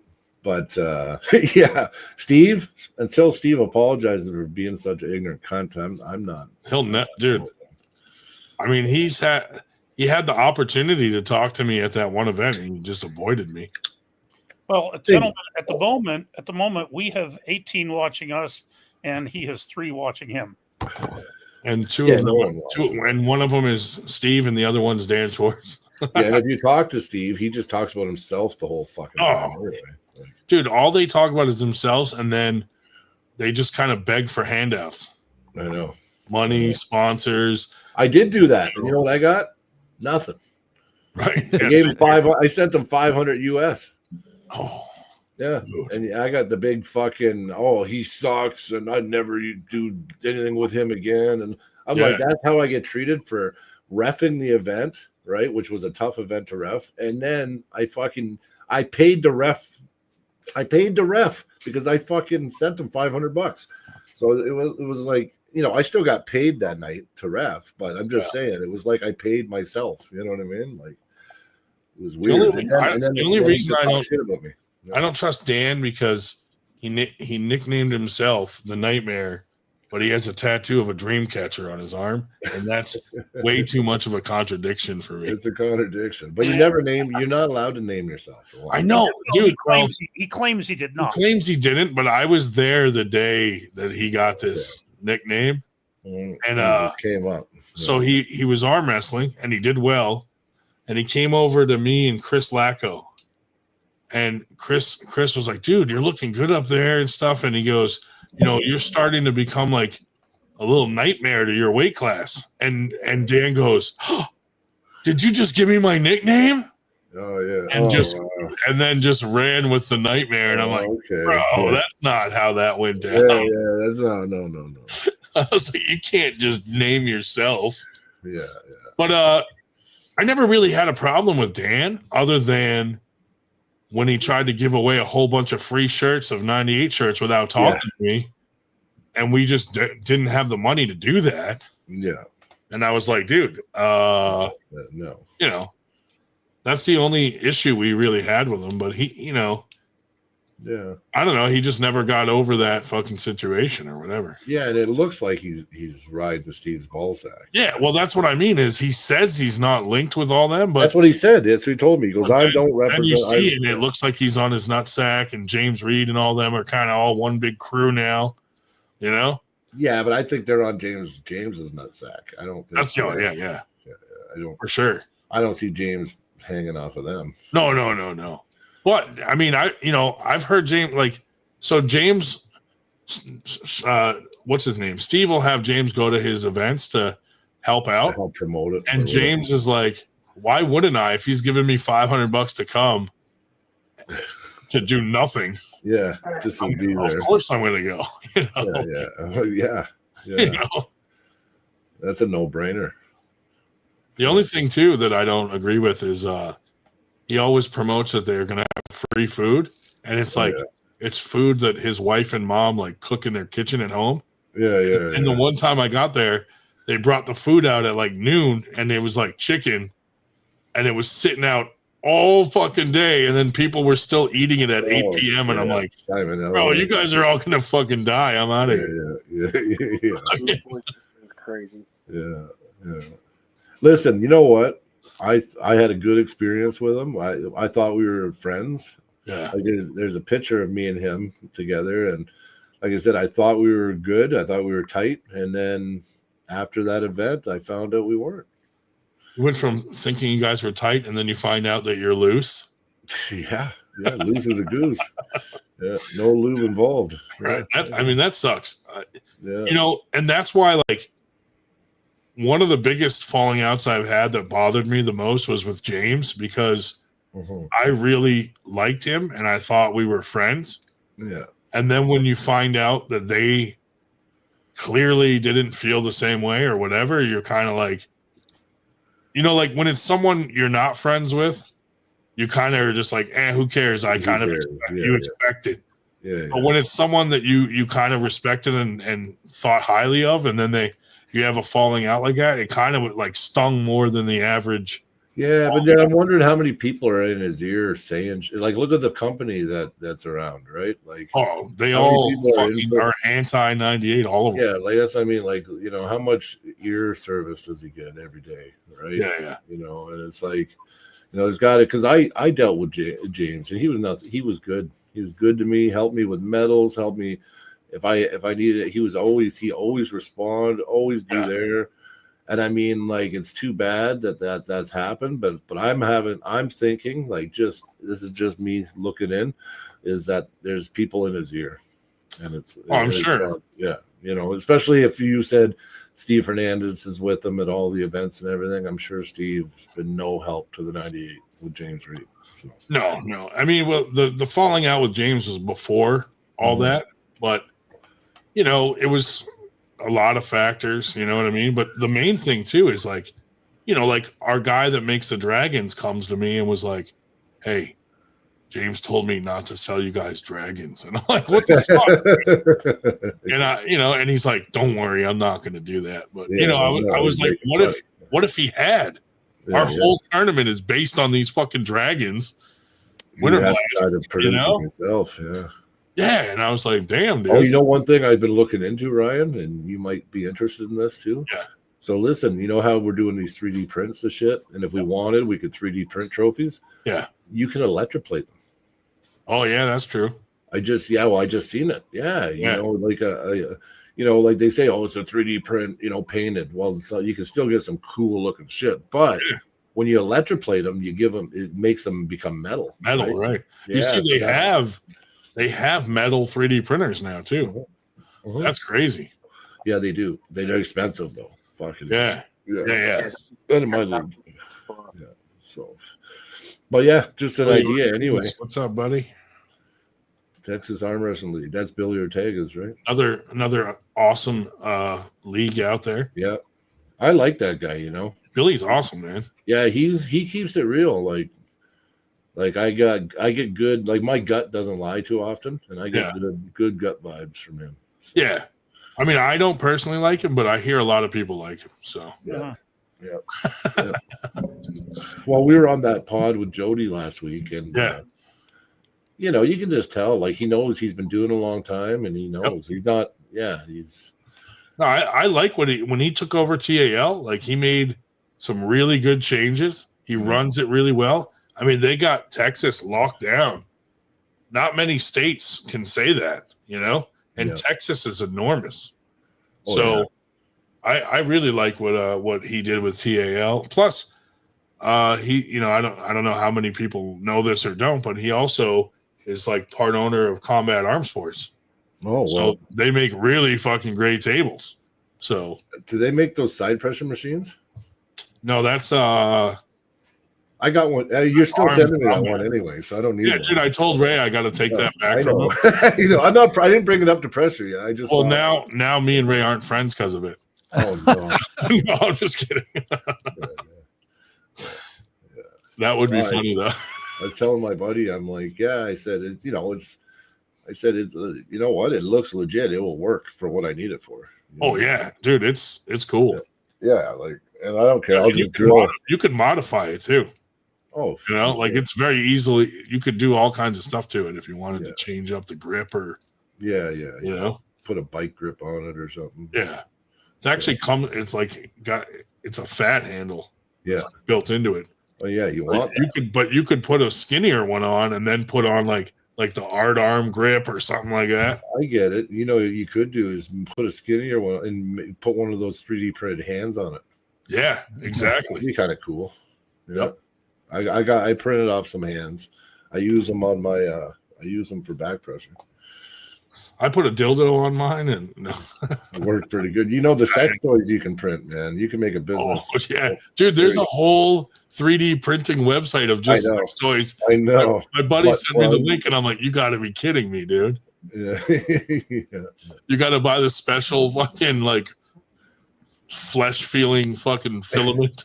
Oh god. Well, I got some rubberized stuff, but I wrecked my one printer. I have to go take TPE it in or whatever it is. Well, I did a carbon fiber print, and then I went back to PLA and forgot to change the settings.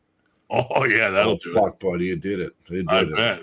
They're not going to like me when I bring it in and get fixed. Yeah. I did carbon fiber brass knuckles, but like I made them like bigger and like thicker, like they're like badass, you know?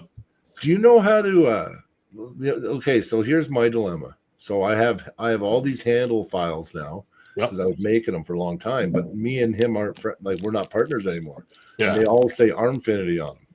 Is there a way to change the program so it would say? Oh yeah, you can get rid of Armfinity. I don't know how to do that. Yeah, I don't know how to do that. You'd have to put it in. Do you know what he used to put that on him? No. He had them made. He paid some guy every time he got a print. He would pay some guy $40 to like. Carbon fiber is the new go-to diet. Lots of fiber. What up, White Wolf? You can make some strong handles out of carbon fiber, but the cost goes up a lot. Like they're much more expensive. Yeah.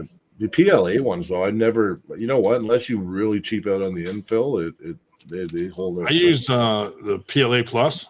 Yeah. As just my go-to for everything. Okay. Yeah. And I've never had anything break, dude. Like I've made all kinds of weird shit, but oh yeah, I've made a lot of shit too. Yeah. Where's that one? Hold on. Oh yeah, this dude. We gave this out as a trophy. It's a middle finger. Oh yeah, the legs. Yeah, I love it. So we had some super matches, and this was the they were called FTG matches, like fuck that Okay. guy. And Yeah. this was the trophy Nice. that we gave every guy. See, why isn't that cool? That's I cool. thought it was cool. And then Tim Lewis made a comment like, this feels like cheap plastic. And I'm like, well, it is, but It it is. still took 12 fucking hours to make each one. Yeah, You know, exactly. Like, would you rather have a fucking $3 medal or a fucking $10 middle finger that you can put on display? Exactly. And that you can paint it. Yeah. And like I said, electroplating it. So like that's something I'm even That's looking pretty cool. at. I was gonna look at it because you can take like fucking pennies, copper pennies. You can make the bronze medals out of copper. So you can do like you can print your own fucking medals and just electroplate them with copper. It costs nothing. You can make the medals for like $1.50, $2 each. Plastic and copper. Yeah. It's just a thin coating it puts on it, right? Yeah. So you paint them. I think you paint them with this. It's like a metal paint. Yeah. And then you put it in the solution, and then it just electroplates them. Anyway, it's pretty easy. Is it an expensive process or? Not really, man. They got like Temu and shit has these little plating machines you can buy for $100 or $120. Damn. Yeah. I gotta look into that. That'd be fun to do. Yeah, man. You can find them pretty cheap for like 60 to 80 too. I've seen some electroplating. Nice. Yeah. It's just little tanks. You got like an acid and then a water bath and then 3 little tanks, and it just sits in there, and then you rinse it and then put it in this and then put it back in. It's just a little bit of a process, but you could do 6-7 medals at a time. Right? Did I miss a comment? It's just something cool. Did I miss a comment? White Wolf said I missed a comment. Fuck, I got one fly in my house and it keeps landing on my head. I wouldn't post my comment. What comment, White Wolf? But, so I talked with Arm Gods, and we're probably going to have some more Arm Gods matches at Winter Blast. They're going to send a few guys over. So that's pretty cool. Maybe coming. Ray Cody's got James Wall going over for his event, and he also talked to them about having some at the next event too. Oh, what do we got there? Is that a salt? Is that a salt gun? Yep. Hell yeah, dude! I've been wanting to get one. Got him. I had a fly that kept fucking with me, landed on my head, and he just landed on the screen, so I took him out. Oh, I missed him calling Marcus a cunt. My bad. You got to see some You're right. brutality. Marcus doesn't need to be told. He knows. Ryan in the house. What's up, Ryan? Oh, Ryan looking beastly there. Sheesh. Yeah. I got to meet him last weekend. Good guy. Nice. Looks like a strong lad. Yep. He got faced with some pretty crazy speed. I always see those salt guns for sale, and I'm like, man, I would love to be hunting flies in my house with a fucking salt gun, dude. Oh yeah, buddy. I want to get one of the little revolvers that take the CO2 cartridges. I would. You guys would see me I wouldn't even be online anymore. I'd just be hunting fucking flies. Like you got night vision goggles on and shit. Yeah, dude, I'd be Leaves the window open to catch more. Yeah, you're gonna leave shit out on purpose just to let them in. Dude, so the guy that cuts my lawn told me there's a yellow jacket nest in the ground in my backyard, so he mowed over it and fucking got swarmed. And I'm like, oh, he didn't get stung, but I get stung by those. He got scared. So I found the nest, and I have a lot of EMT sitting around, like electrical metallic tubing, from when I was an electrician. So I fucking jammed that into the ground, and they fucking started going crazy. And then I poured gasoline down the tube. Oh, you and I fucking lit them on fire. Yeah. Fucking, that was so fun. You know the easiest way to take care of a hornet's nest, though? Like the ground nest? Yeah. All you do is get a bucket of water, get a bottle of palm olive soap. Yeah. Dump the whole bottle in and dump it down the hole, and it suffocates them and kills them all. I did that on the last one last year. Mm-hmm. I actually used a bottle of a big bottle of my daughter's bubbles. That works. Just fucking drowned them, dude. Yeah. The bubbles suffocate them and they can't fly. Yeah. But the crawling out of the hole. Fire was fun as fuck, dude. Yeah. My like dad fire used to with them. use WD-40 and burn you lighter. bastards. We did that before. What we did is we sprayed in brake cleaner. Yeah. Yeah, the whole like 2 cans of brake cleaner, and we just Oh my sprayed it, God. and then we lit it up. Yeah, Nice. yeah. And I kind of felt bad after. I'm like, dude, I'm like Hitler, and I'm killing all these bees. yeah, but Fucking- hornets don't have a lot of purpose. Like they kill other bees. Yeah. They do Yeah, help not- pollinate a bit, but Not as they're- much. not as much not- as like not- honeybees and yeah. shit. Yeah. They are kind of assholes too, you know. They are assholes. They're I was gonna try to. Some people say to suck them out with a vacuum, but I'm like, then I got to get them out of my fucking Yeah. vacuum. You know, like Yeah. fuck it. Yeah, then what? Yeah, I'll just light them on fire. But the bubble method does work. What I got to do is after they die this year, when it gets a little colder, is just dig the fucking thing out. Get rid of it. Fill it with aluminum, dude. You Cement. ever see that? They do it with the ant mounds under the ground. They Yeah, fill it with melted aluminum, then they dig them out. Yeah. Cool Yeah. as fuck. dude, that's cool. Yeah, I've as seen shit. those. Yeah, they Yeah. drop the pour in the aluminum. Yeah. That's pretty badass. cool, actually. That's an Yeah. expensive. Have you seen the ant and the termite hills that they do? Yeah, that's Yeah. cool. That's cool. Yeah. And Some they of them turn are them upside down enormous. and like wash them off, and they look like little cities, basically. Yeah, they Yep. are. That's pretty cool. Some of them are huge. Oh, Marcus too. back in the house, dude. But yeah, we got a lot of plans with Arm Gods for the future that we haven't even really like put out there yet. So Honestly, I want to get Kelly and Dustin Leach. Imagine Arm God's bad. oh, nice. These guys are fucking amazing. Benji Mack Kelly- in the house. Yeah. And I've been trying to get Neil Pickup to get Kelly on Arm Wars, but I think Arm Gods would be better for them. Yeah, fuck yeah. Arm Gods, what they're doing something in Ireland next year. So one of the things that we're talking with them, and I know I've brought this up, is creating a ladder. So, you know, at all the 98 franchises, if you say, you know, for the lower level guys, we have table trauma, you know, and then you do well there, and then you get a chance on Arm God's Ultimate Arm Wrestler, you know, and then that could lead to a big card where we're doing like a big, you know, kind of like how we did the Independence Cup at the last Winter Blast, something like that at the next Winter Blast, and then you get, you know, you're on the big stage at Winter Blast.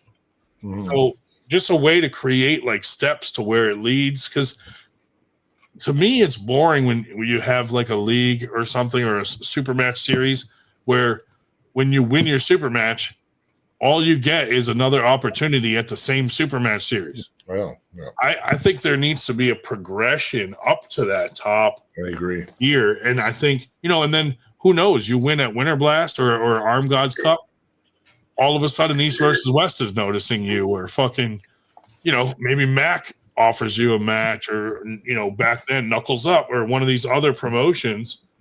But, you know, in the meantime, we can really create a story for the arm wrestler, because it's like we're producing it in a way where we're getting a lot of footage where you can follow their steps of each step up the ladder, and you can kind of like, you know, we could do a video of each guy's journey from the basic, you know, super match all the way up to like a big Arm Gods card or Winter Blast or whatever. Well, it's just like the progression thing you were talking about. Like, if we can get in let's say a couple more provinces, and then get at least a handful more states, you have now such a network that basically, like, yeah, we could have our own ranking system, like, amongst us, and we can have, and we can start intertwining our winner, like our top guys in super matches against each other, and that can be, like you said, progression for Arm Gods, right? Like, we could have fun stuff where it's like franchise versus franchise. Yeah. You know what that I mean? stuff is fucking big. We did Montana, Alberta, and every event's been a fucking just a blast. Like, every time. Yeah. There's so much stuff we could do, and the best part about it is having guys like Arm Gods and Through the Fingers and Ray Cody and, you know, whoever. We got guys just brainstorming together as one unit, you know, coming up with good ideas, and then we just make them happen, you know. Yep. So that's what I like about the whole network thing. And, you know, I think we're the first to do it, at least to this scale. You know, I think other guys have tried to do something similar maybe, but I think this is very different. So, I agree. No, there's been nothing like this. This Yeah. is first of its kind. Actually, there's been people talked about it in the past, but no one, it never materialized. I think it really just took someone just not talking about it just to do it. well, that's how I looked at it. I'm like, like 2 people asked me if I was going to franchise, and I said, no, I don't have any plans to. And then a month went by, and I was like, why not? What's the worst that could happen? And I'm like, you know, if I keep the initial fee low enough to where it's appealing to people, and then they get something out of it, and my whole goal with the franchise was to think up ways to make it worth them wanting to join the franchise. Yeah, but if it's networked and it keeps going the way that is forming right now, everybody will prosper in the end. Yeah, like the bigger it gets, and the more support that comes in, everybody is going to be prosperous in a way because it's a lot of it's shared between us. Yeah, like I want to be able to like say, hey, you know, Brian needs a new banner for his next event, and you know, this new franchise, they need some matching tables, and we can help them out. Yeah, that way, because then we're raising the production value of the entire franchise. You know? Oh yeah. Well, it's just like I said too. What if a sponsor comes? I talk to them and they're like, "Listen, we kind of okay. So 98. So that means our ads will be seen in you know, this place and that place in the States, Texas, this place, Florida." I'm like, well, yeah, but you'd have to, you know, it would have to be a substantial sponsorship. But let's say it's a big company and they say, hey, we got 20 grand, but we want to sponsor the whole thing. Well, then how many friends? So there's 9 of us. Hey, that's not a bad fucking gig. Everybody gets like 2 or 3 grand, whatever it is. Exactly. And then you can use that money for whatever to make your brand better. Yeah. You know? Yeah. Well, you know what? The way I look at it, I'm going to be, this first year is going to be the growing pains of this new league that I'm starting. Yep. But I'm hoping by the end of it, I would obtain enough sponsors. So my goal is to get to a point with sponsorship where nothing's out of pocket. Yeah. And that way I can guarantee a lot of the entry money back into the athletes as prizes. Yeah. And that's how the events will get really big, because when it gets to the point where I got 500 entries and there's, you know, I got $30,000 sitting there in prize money, right? That's a big deal, right? Yeah. White Wolf, Ray Cody's event coming up. James Wall's going to be there. A bunch of people are going to this Arizona event. I'm going out, so it should be really cool. But yeah, Arm Gods is sending over James Wall. So that should be really good. That's crazy. James Wall going against Julian Smith. So that'll be fun. I bet a lot of good other matches going on too. Fuck is Julian Smith? Is he a mulatto guy? Julian Smith? No, he's trying to think of who he is. His girlfriend is Jessie Androvic. She's from up here, actually on Dave Shell's team. They were both on Dave Shell's team. Okay. But he used to train in California with Derek Smith and those guys. Oh, okay. And then he moved up here. Now he moved back out there. But super nice guy. His girlfriend's a super female puller. Wife. Yeah, sorry, they got married now, but yeah, his wife she's a beast on the table. So she's gonna make a name for herself for sure. Because Mike Ondrovic, he's like, how old's Mike now? And he's still fucking kicking ass in tournaments. 70 years old, and he's still whooping ass of like fucking 30-year-olds. You know? Sounds like Crazy George. Yeah, I mean, he used to be like a state champ, world champ, traveled all around. How old is Crazy George? 73, I think. Now. Yeah, I was gonna say he's gotta be somewhere. He's such a good guy. I like him so much. Hey, does anyone know if Milt Christmas whooped Steve Fernandez's ass? in that I tournament. don't think I'm not I think sure. anybody could beat Steve. I watched Steve Fernandez's arm wrestling. It's fucking atrocious. Like I don't know where he's been training. Do you think I'd have a chance? Yes, you'd kill Steve Fernandez. Yeah, you would. I mean, I'm not in his weight class, but He can press. He can press, and his press is so. His hand, he'll never build his hand strong enough to pull like arm wrestle normal. yeah. He goes to this stupid flop press, and it's like his hand's so bent backwards, and he can't really do anything else. Maybe he's used to like that movement, you know, like that's his move. lighten the loafers. Yeah. But yeah, like honestly, he sucks at arm wrestling. Now, I was wondering about Crazy George because I know at least half dozen pullers that are older than I am, but I wasn't sure if he was. But then now he's a little younger. Yeah, George is he's just a fucking weirdo. Like he's so good. He's so good. Yeah. There's a lot of old guys like that in the sport, and that are just fucking like Milt Christmas and. Well, I want to pull Steve Walker. Oh, you should. He's such a beast. That'd be an honor. I'm pulling Len Houghton eventually here when my arm heals. He's agreed to it. That guy. He's a. You know what? He's a fucking beast. Yeah, man. dude. He hates 98. No, he don't. I swear to God. So Really? for some reason, so one of the kids on their team, Josh Vinacore, he was on Team Jersey since he was like 14 years old. And me and him started 98 out in the beginning. And Steve would go to him and be like, "Oh, why are you teaming up with that guy? He's too new in the sport. He shouldn't be throwing tournaments." Like, I think it's anybody should. Anybody. Well, I think it's one of those things where the old school guys were really against us starting 98 in the beginning, especially in that part of Jersey. It was all old school guys, and they just did not fucking like 98. And I'm like, my response was like, you guys have been arm wrestling 30 years. Why? You had 30 years to start something. So don't be mad at me. Like, you could have done this at any time and you didn't. Yeah.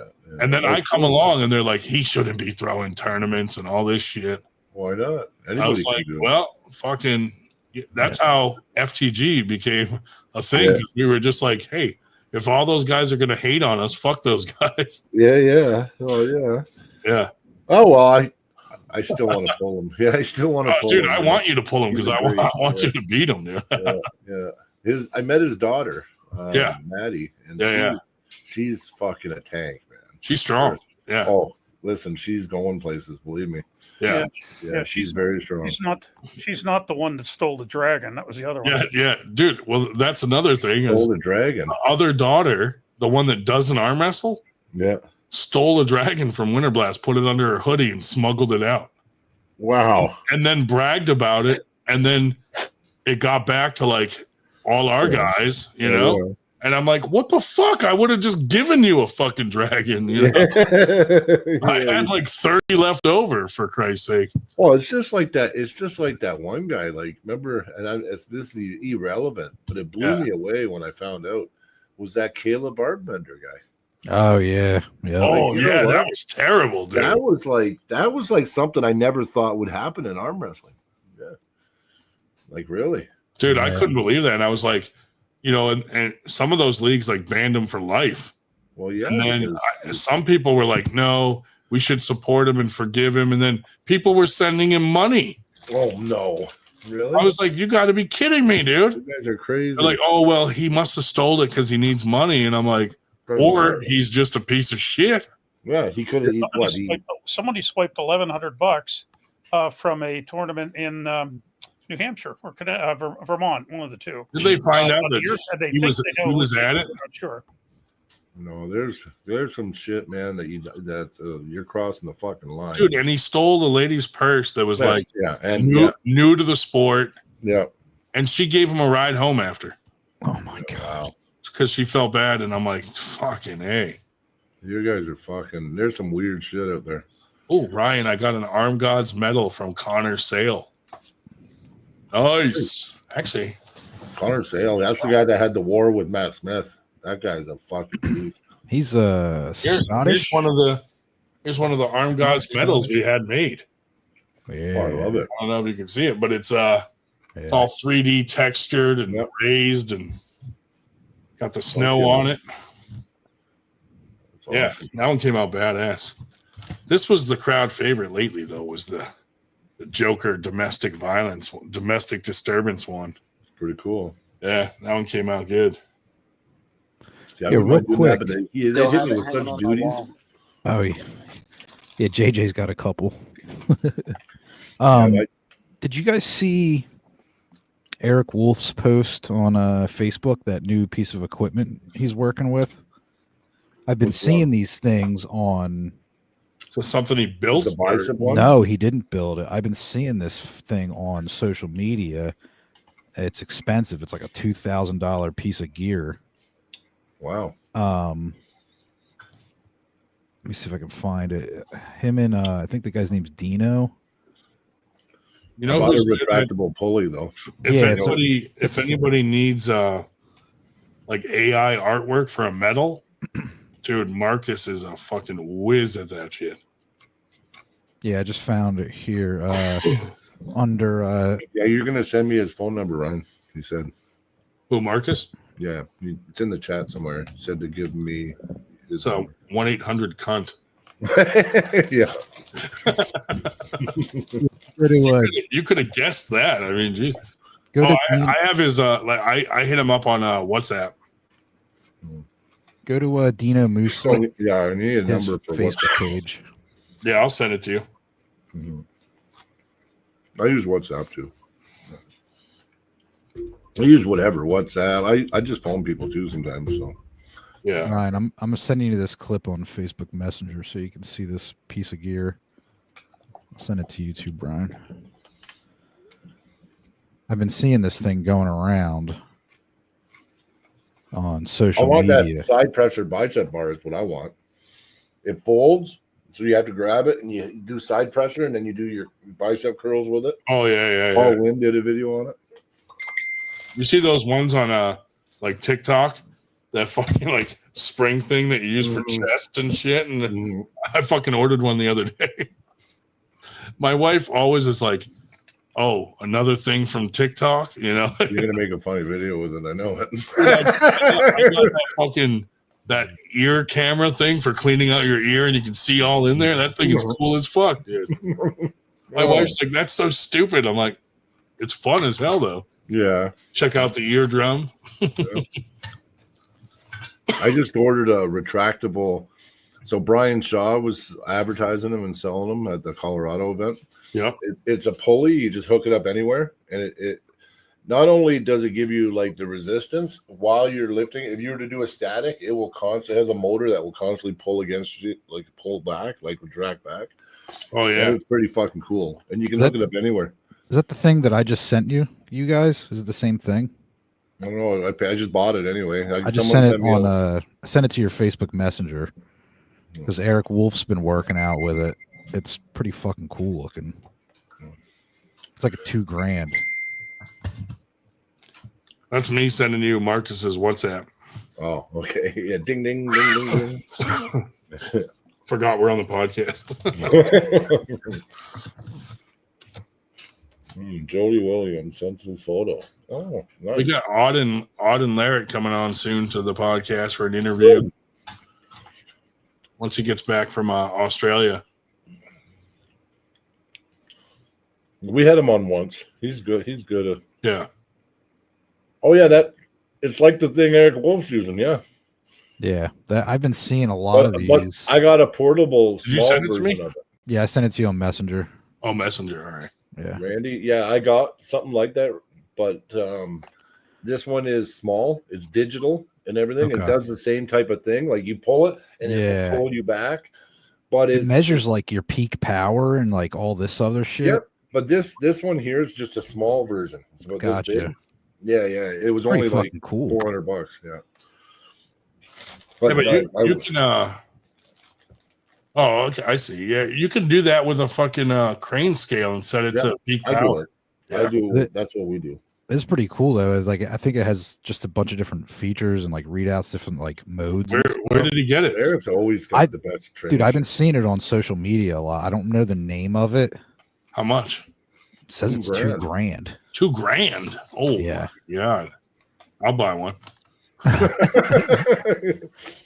got a Mac table coming.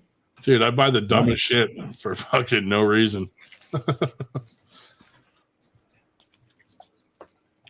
Yeah, we have a tough league. You know that tough league, the team league? We have that coming in February. Nice. That's cool. Yeah, it is. It is pretty cool. Is it legal to kill squirrels? Nope. Fuck. Gophers. Yeah. Well, I don't know. Here it's not. The squirrels, you're not allowed to kill the squirrels here. Well, so my neighbor feeds the squirrels and the birds and shit. And the other day I'm looking over there and there's a fucking giant rat in the middle of their yard eating the fucking food. So I want to sniper it. I think a rat's fine. I think rats are. Yeah, I don't think I could get in trouble for a rat. Maybe a squirrel, but squirrel, yeah, I think so. But you know, rats will fucking multiply like a motherfucker. So I'm like, I got to kill this thing soon. And I thought maybe if they find it dead in their yard, they'll get the hint, like stop feeding these motherfuckers. Yeah, it's like everyone feeds the animals here, and then all of a sudden you got skunks in your fucking yard in the middle of the night. I go outside, and I the other night I went outside and I didn't look, and a whole family of them right there.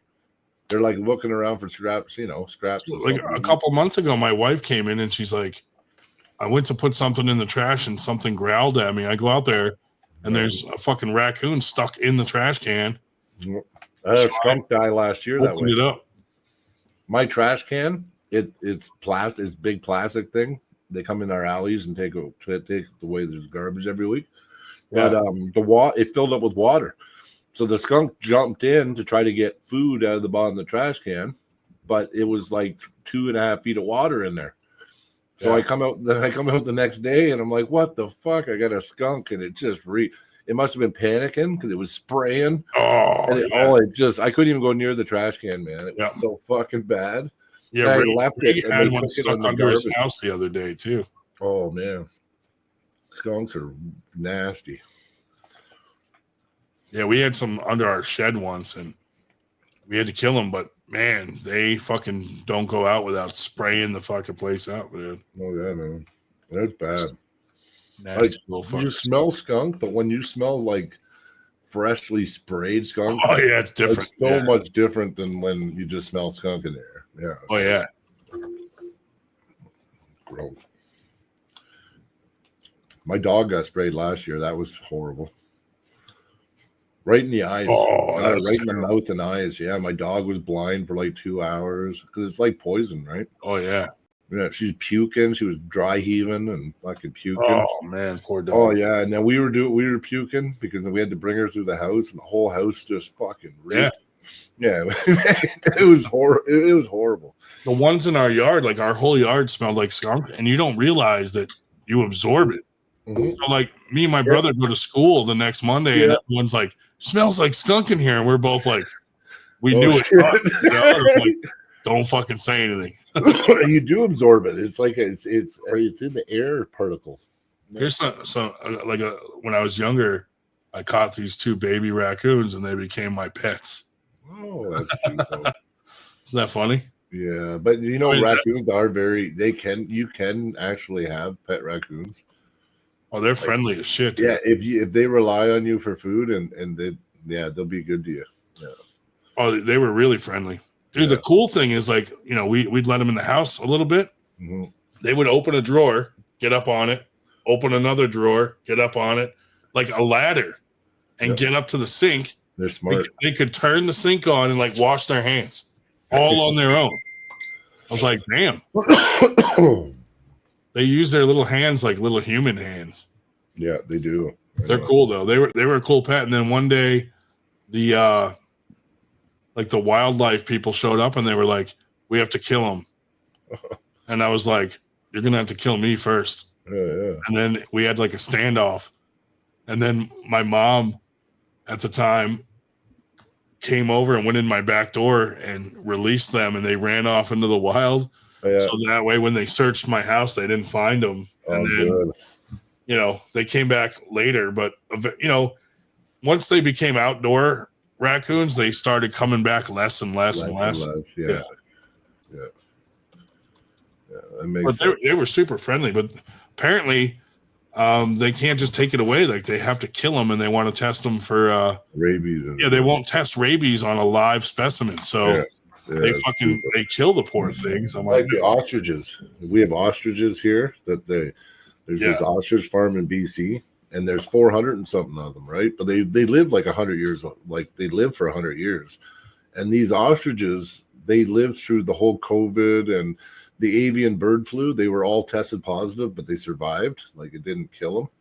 So, like, these Japanese researchers and people in the States have been using them for making like real vaccines. And anyway, the government wants to kill them. They said that, oh no, a bird 18 months ago tested positive for the flu. And they're like, yeah, we know they're all healthy and good now. And they're like, yeah, we have to kill them all. And then they're like, so there's like thousands of people that are camping, protesting. Like, and the government, RCMP, like the government are there to kill them. Anyway, it's been crazy. It's been in the news here. I'd be like, okay, Hitler. Yeah, well, the thing is, they're like, they were sick 18 months ago. Now they're healthy. So what's that tell you? Like, you don't have to kill them. You know what I mean? Yeah. And then they're not allowed. They wanted to test to show that they didn't have anything. And they said, if you do that, you'll be a $500,000 fine and can risk 6 years in jail. They're like, well, why don't we just test them then? And then we can prove to you that they're not sick. And they said, if you do that, we're throwing you in jail. Yeah. Yeah, like, we've gone tyrannical here, man. But anyway, yeah, they want all the, and then they've been sniping. Drones have been coming in. The government's been coming in with drones and shooting them in the middle of the night. They've lost 60 in like 3 weeks. Damn. Yeah, it's turned into like a war zone over ostriches. Hey, bro. Like, there's more important things in life. Yeah. Those ostriches. Oh yeah, and the poor things are so, like, you can see how scared they are, and you know, like, dude, I'd be scared if there were drones coming through trying to sniper me in my backyard. I know. Those poor fucking animals. Well, yeah, and then they get it on camera, and then it's like a video game. Oh, buddy, it's been a big thing here in Canada, the ostrich farm. Like, there's people literally traveling across the world to try to save the ostriches, right? Like, but they don't really need to die. Like I said, they were sick. Yeah. Now it's 18 months later. They're not sick now. So I care more about stuff like that than when they're killing humans. Well, yeah. Well, the thing is, too, these birds, it's the food agency that wants them dead. But the problem is, these ostriches were never for food anyway. They're only for scientific research. Oh, gotcha. Yeah. So it's Big Pharma. Big Pharma is killing them before someone like puts lipstick on them to test it. It causes cancer. It's just crazy. This is crazy. But it's really, and RFK Jr. got involved too. Did he really? Yeah. Is he trying to save him? He's trying to save the ostriches. What a guy, dude. Yeah. But they said, we don't care. We're going to kill them anyway. They got these pits round up where they can round them all up and mass kill them. We got to get Trump over there, dude. I know, but Trump, yeah. Canada, you ain't doing it. Yeah. You kill the ostriches, we take over. You're the 51st state now. Yeah. White Wolf asks where you are in Canada. Well, I'm in Alberta, Canada. Calgary, Alberta. I live in Calgary. I train with the Red Deer Club with Matt Mask and Sean Crowther. If you're going to be from Canada, that's the place to be from. Alberta's beautiful, man. Yeah. It's the heartland. The heartland of Canada. Yeah. Got the Rocky Mountains all around us. I like it here. Yeah. The judge. Yeah. I am the judge. That's funny, dude. That poor ostriches. Well, I know. I don't normally bring that shit up, but fuck. Yeah. I got to make a Save the Ostrich fucking t-shirt. You should. Well, they have. I actually got, didn't I get? I think I got Henry to donate to it. Nice. So me and Henry had a bet. Remember, and he was reneging. He didn't want to pay me, but he paid me. But he said the only way I'm paying you is through a charitable donation of your choosing. And you picked the fucking. I picked ostrich. Rebel News. Well, I picked Rebel News, who Yeah. does the fundraising for the ostriches. Yeah. Nice. And then he sent me a receipt that he made the payment. So. Oh, that's awesome. Yeah. So, see, that's what we should do among the franchises when we have a dispute. We do a bet, and you have to fucking do a charitable thing. Yeah, that'd be cool. Why not? And then now we're contributing to charities. Fuck. I would go cleft lip awareness, and then have a tournament for cleft lip awareness. If Travis would ref. I knew you were gonna say Travis. Yeah. Have Travis speaking. How about bushy eyebrow awareness? Oh yeah, dude. Engen, have Engen as the guest. Travis, you know what? If you pay Travis enough money, he'd do it. Dude, He wouldn't even care. one of his childhood friends hit me up and was like, "Bro, he fucking hates when you bring that up." And he goes, "Keep it up. We're all laughing about it." I was like, "Damn." All the kids Travis bullied in school were like, keep fucking harassing him about it. Oh man. Fuck. That's funny. Yeah. Fuck. Well, anyway, I thought I'd come on and say what's up, boys. Yeah, thanks, man. We appreciate it. Yeah, Yeah, buddy. Just, keep kicking ass, and I'll talk to you for sure. Yeah, have a good night, we'll have everyone. the next Have a good meeting one. soon. Yeah. Let me know. I'll make sure I'm free for it. Yeah, we'll have that guest speaker on and all that stuff. That's cool. Yeah, no, that would be Yeah. cool. Yeah, well, that's cool. But okay, guys, have a good Hey, night. bud. See you, buddy. Later. Later. How the fuck do I do this? FTG, but I love Brian, dude. Brian's a good dude. I love their podcast, dude. They're so laid back and just talk about whatever. You know, it doesn't get quite as raunchy as ours can. It's like the whole glory hole idea. They're pretty ingrained in the local scene of arm wrestling up in Canada too. Oh yeah, for sure. They know like everybody. Probably similar to like how we are in the Northeast, you know? They got like the whole country covered up there. Yeah. Well, up there, they're more united. They're not at odds with each other, you know? So For sure. anyway, yeah, dude, I'll reach out to that company, dude, and That thing is fucking sick looking. see if they want to be a sponsor or come set up. If they had one of those set up at Winter Blast, like people are gonna go nuts over that thing. What's the company name? It's beyondpower.com. I think that's the actual company name, and the product is the Voltra. Yeah. Oh yeah, Beyond Power. Dude, that thing is pricey. It is. But dude, it gives you so many readout, like peak power and like I guess like stopping power, like because it can pull against you in different angles and shit. Like it's pretty sick, dude.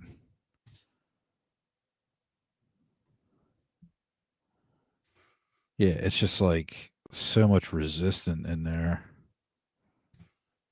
Where are they based out of? Do you know? That I don't know. But it has like a full screen readout too for like all your different metrics. Yeah. I mean, it is awesome, dude. You can do so much different stuff. I mean, I feel like there's a lot of ways where it can directly correlate to arm wrestling too. Like I'm sure rowers use it. Like they do like I know they hook people up to it for like sprinting. You know what I mean? Yeah. But yeah, these things are fucking awesome looking. I just emailed them. We'll see what happens. Yeah, dude, they're freaking sick. Yeah, I'd want two of them, dude, and put them on opposite walls so you could fucking do like, you know, like all kinds of shit, you know? Do the the Hercules hold or whatever. Yeah. Where we could like quarter someone and rip them in half. The judge is pretty chill. What's his name, Ryan? Brian Parliament.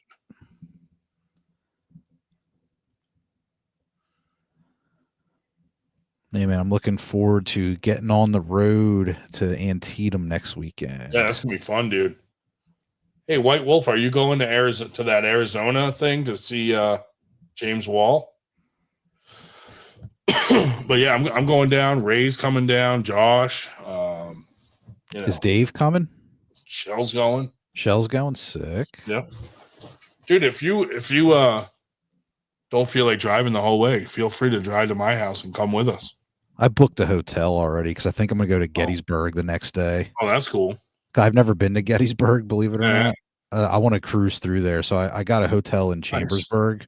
Yeah. So I'm gonna go to Gettysburg early in the morning, like the next day, to check it out. When it's foggy. Yeah, and all the fucking remember the skeletons. Yeah, dude, all the skeletons. Like, yeah, 2 million men lost their lives here early in the morning in the mist.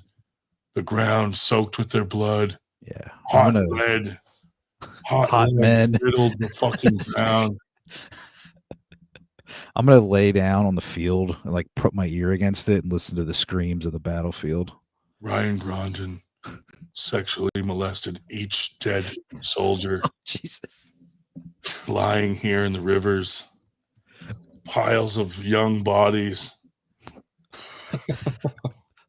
JJ's like, wait, what? Where is this going? I don't know, but it's going to be my fantasy later when we get off this thing. I put that in the spank bank. Add it to the spank bank and fucking cash that check later, buddy.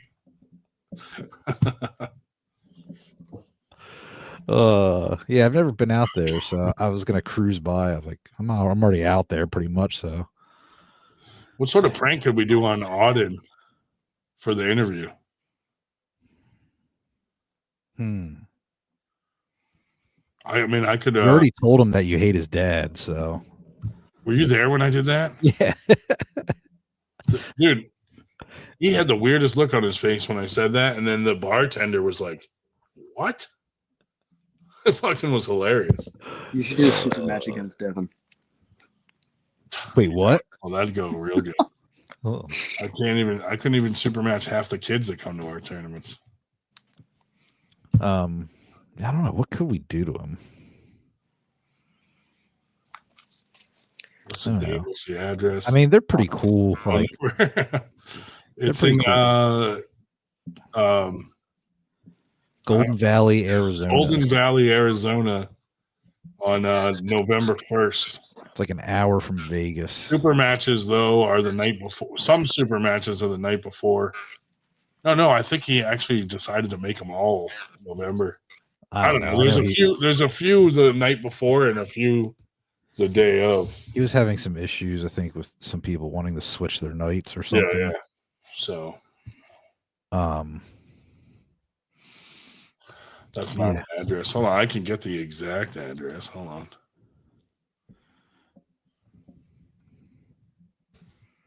It's the Castle Rock Ranch. Castle Rock Ranch LLC. Golden Valley. It's like on it's like a highway address. One of those dusty desert roads. It's on the highway to hell. By the way, rest in peace, Ace Frehley from Kiss. There's the address. Yeah, I know. 3743 US Highway 93, Golden Valley, Arizona. Candy Passmore will be there. Paul Passmore, James Wall, Nathan McAllen. Fucking the extreme strong Ryan Grondin. Yeah, no, there's a lot of people. The extreme strong. Stephanie Spencer. All kinds of people going to this thing, dude.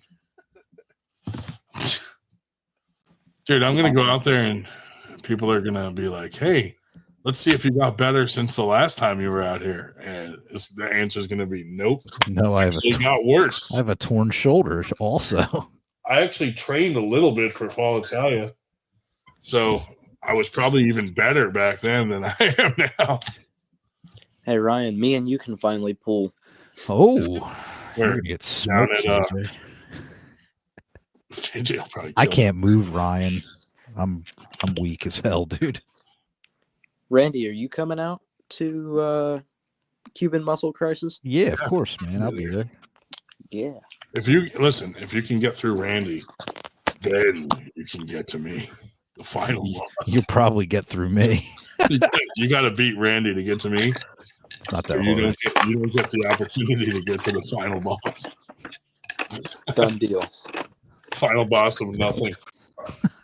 Challenge. The accepted. gatekeeper for the gatekeeper. The extreme strong, extreme bushy. Is there a mile marker for that freeway? Yeah, fucking 98. Wherever the corpse is Mile marker laying on the side of the 98. road. Mile marker 69. If you go past the third cactus on your right. Yeah. Stop at the biggest cactus you can find and take a left.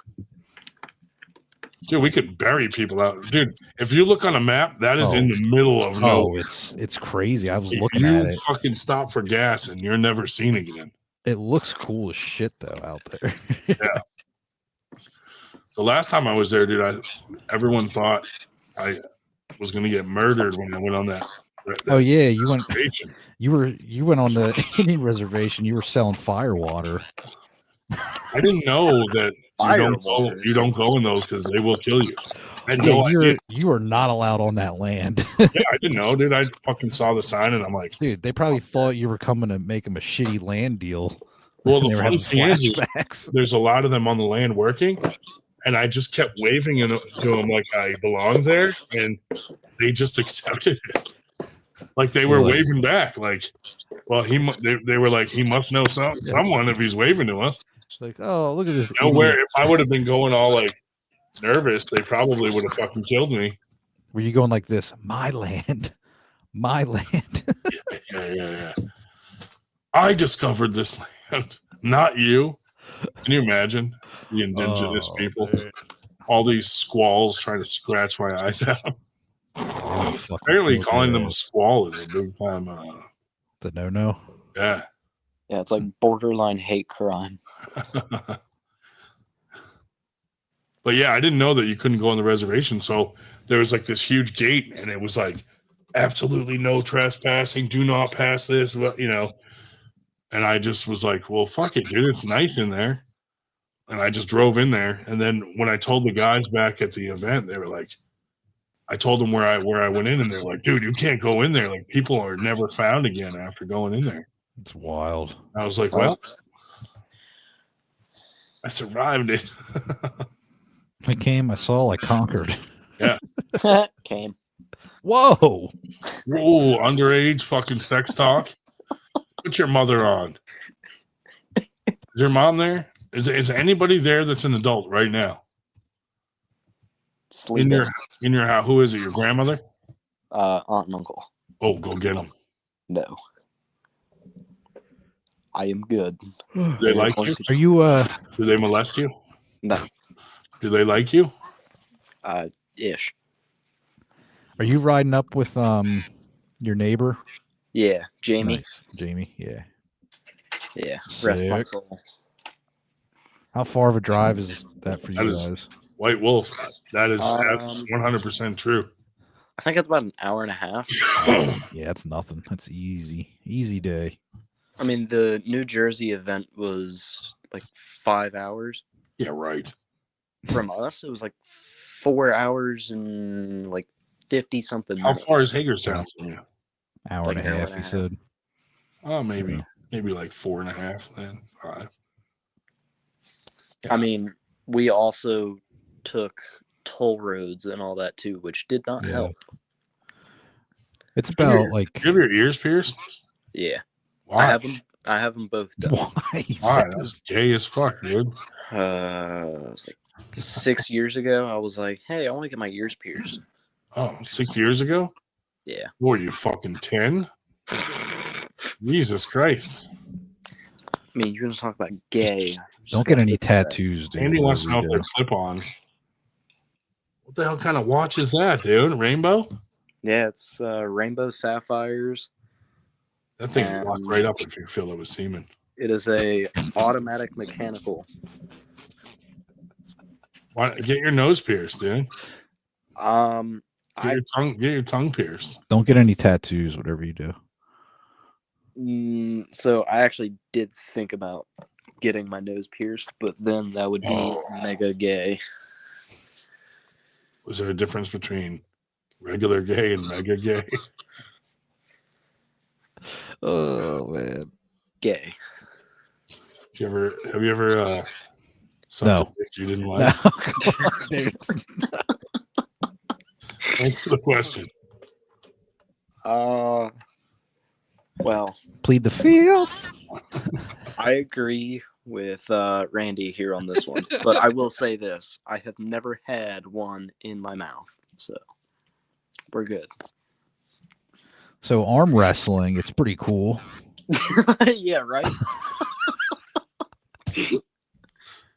Arm wrestling, The arm sassling. trend these days amongst youngsters is to be cool by being a tranny. So maybe you should follow that. I saw a furry in my town the other White day. wolf. Did you stop to pet it? No, I was just looked. I was like, "What the fuck?" Interesting. Both ears pierced just took 100 pounds off your max deadlift. Oh shit, Yeah. dude. Yeah. White Wolf Yikes. telling me to check out Invicta watches. I do have one. Oh yeah, This is nice. one of the most expensive ones they have. Where'd you steal I that? have it. I bought this shoplift? one. You actually paid for one? I actually paid for this. How much was it? It was on sale at the time when I got it, and I got super lucky with it because it was almost It's a lot of $1,000. build up. Dude. How much did you pay for the fucking thing? Like 300. 300. You Oh, could I have bought an thought- arm wrestling table. I thought you were gonna say much higher than that at first. I was like, "Oh It was no!" it was going for almost $1,000. You could So have bought this an is arm, why you don't should have bought money. an arm wrestling table instead. No. This is why you don't have money for entry, dude. A watch isn't going to get you laid, bud. I No, it disagree won't. with that. No one's going to go like, hey, nice watch. I want to suck your dick, dude. That's not going to happen. What you need to do is go on TikTok and buy that pheromone perfume that all those guys put on, and then the girls are trying to sleep with them immediately. That's what you got to do. God Dude, damn. I'll tell you what.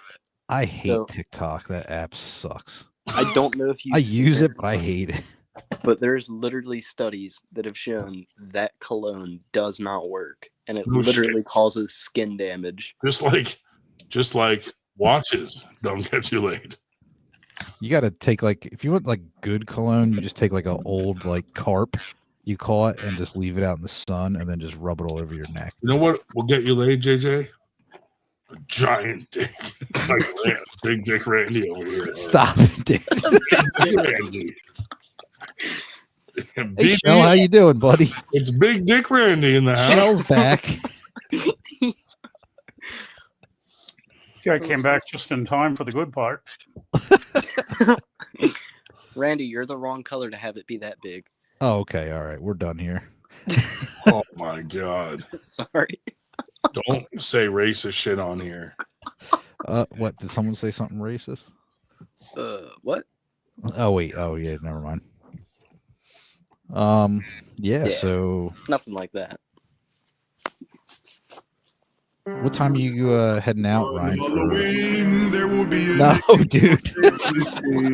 He's big and black. He will take your candy. That nigga's name is Big Dick Randy. Hey, big, Did you ever hear that song? Dress up like he Randy. Then he be waiting for niggas to.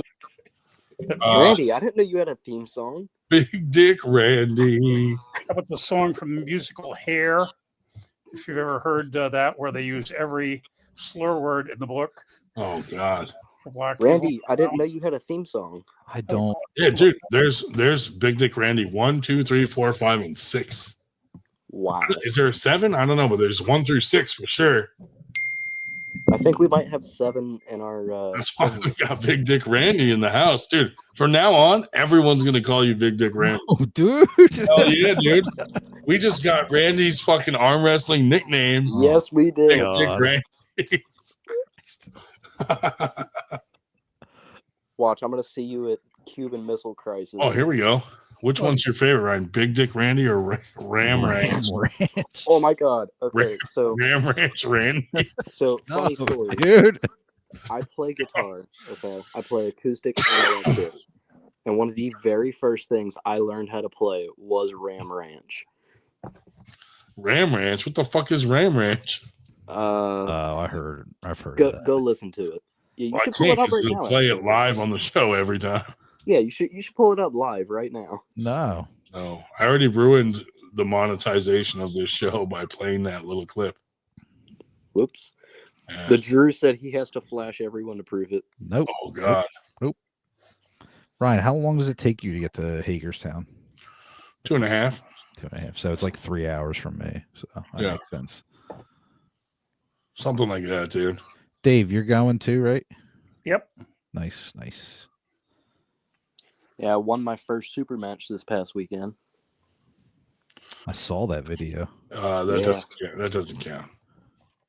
Well, I mean, we tried to like set it up to have it at like Cuban Missile Crisis, not Missile Crisis, Muscle Crisis, or yeah, even like a VAL or something. But I got a hold of Dan, and everything was booked.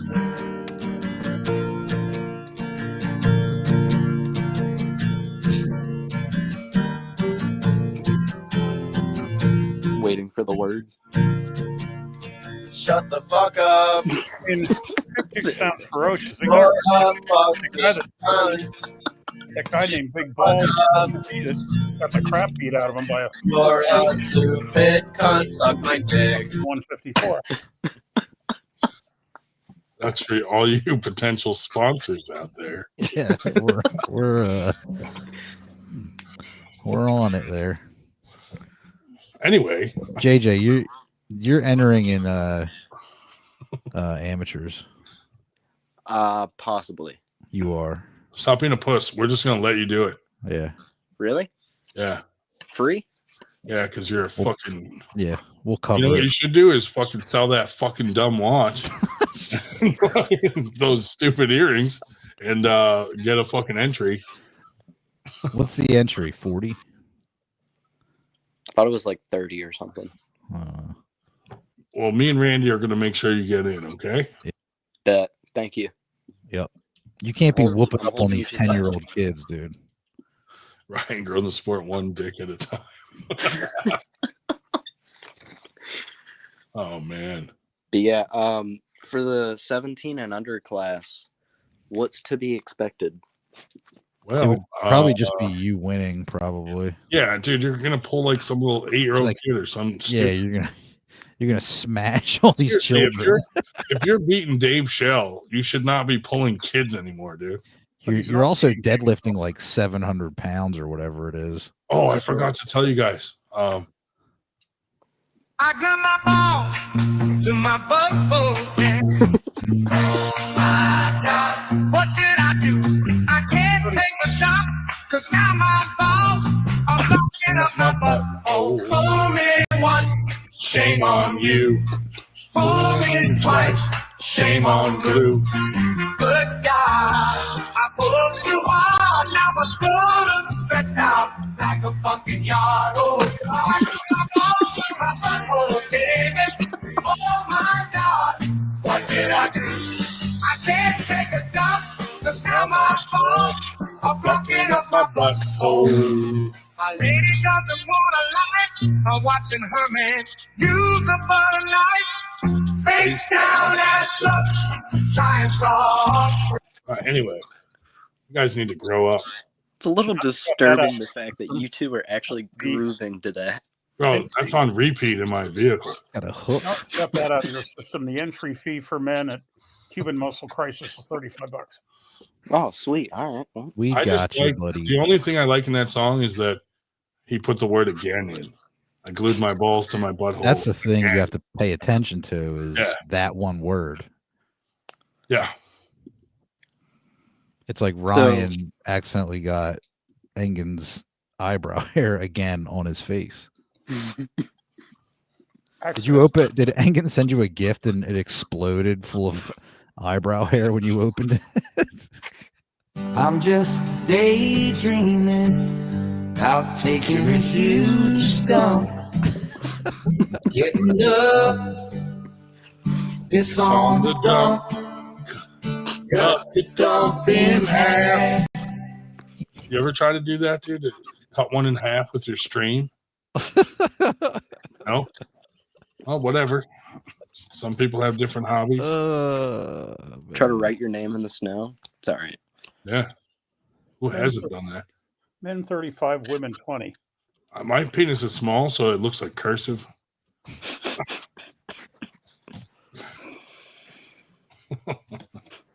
It's going to be like that one episode of Family Guy where Peter babysits Stewie. And he's like, so we're going to measure mine, and then we're going to measure yours. And then it cuts to Peter sitting on the couch saying, this game's stupid. I don't want to play it anyways. Listen, if you can, me and Randy are only going to cover your fees if you can beat Randy. All right, so what's going to be the parameters here? Right and left hand, or just one or the other? Just left hand. Just left? Just left. Yeah, my right hand's broken. Why, are you better lefty? Yeah. Oh my God. Are you left-handed? No. I'm toast. 100%. It depends on the density of the poop and the viscosity of the urine.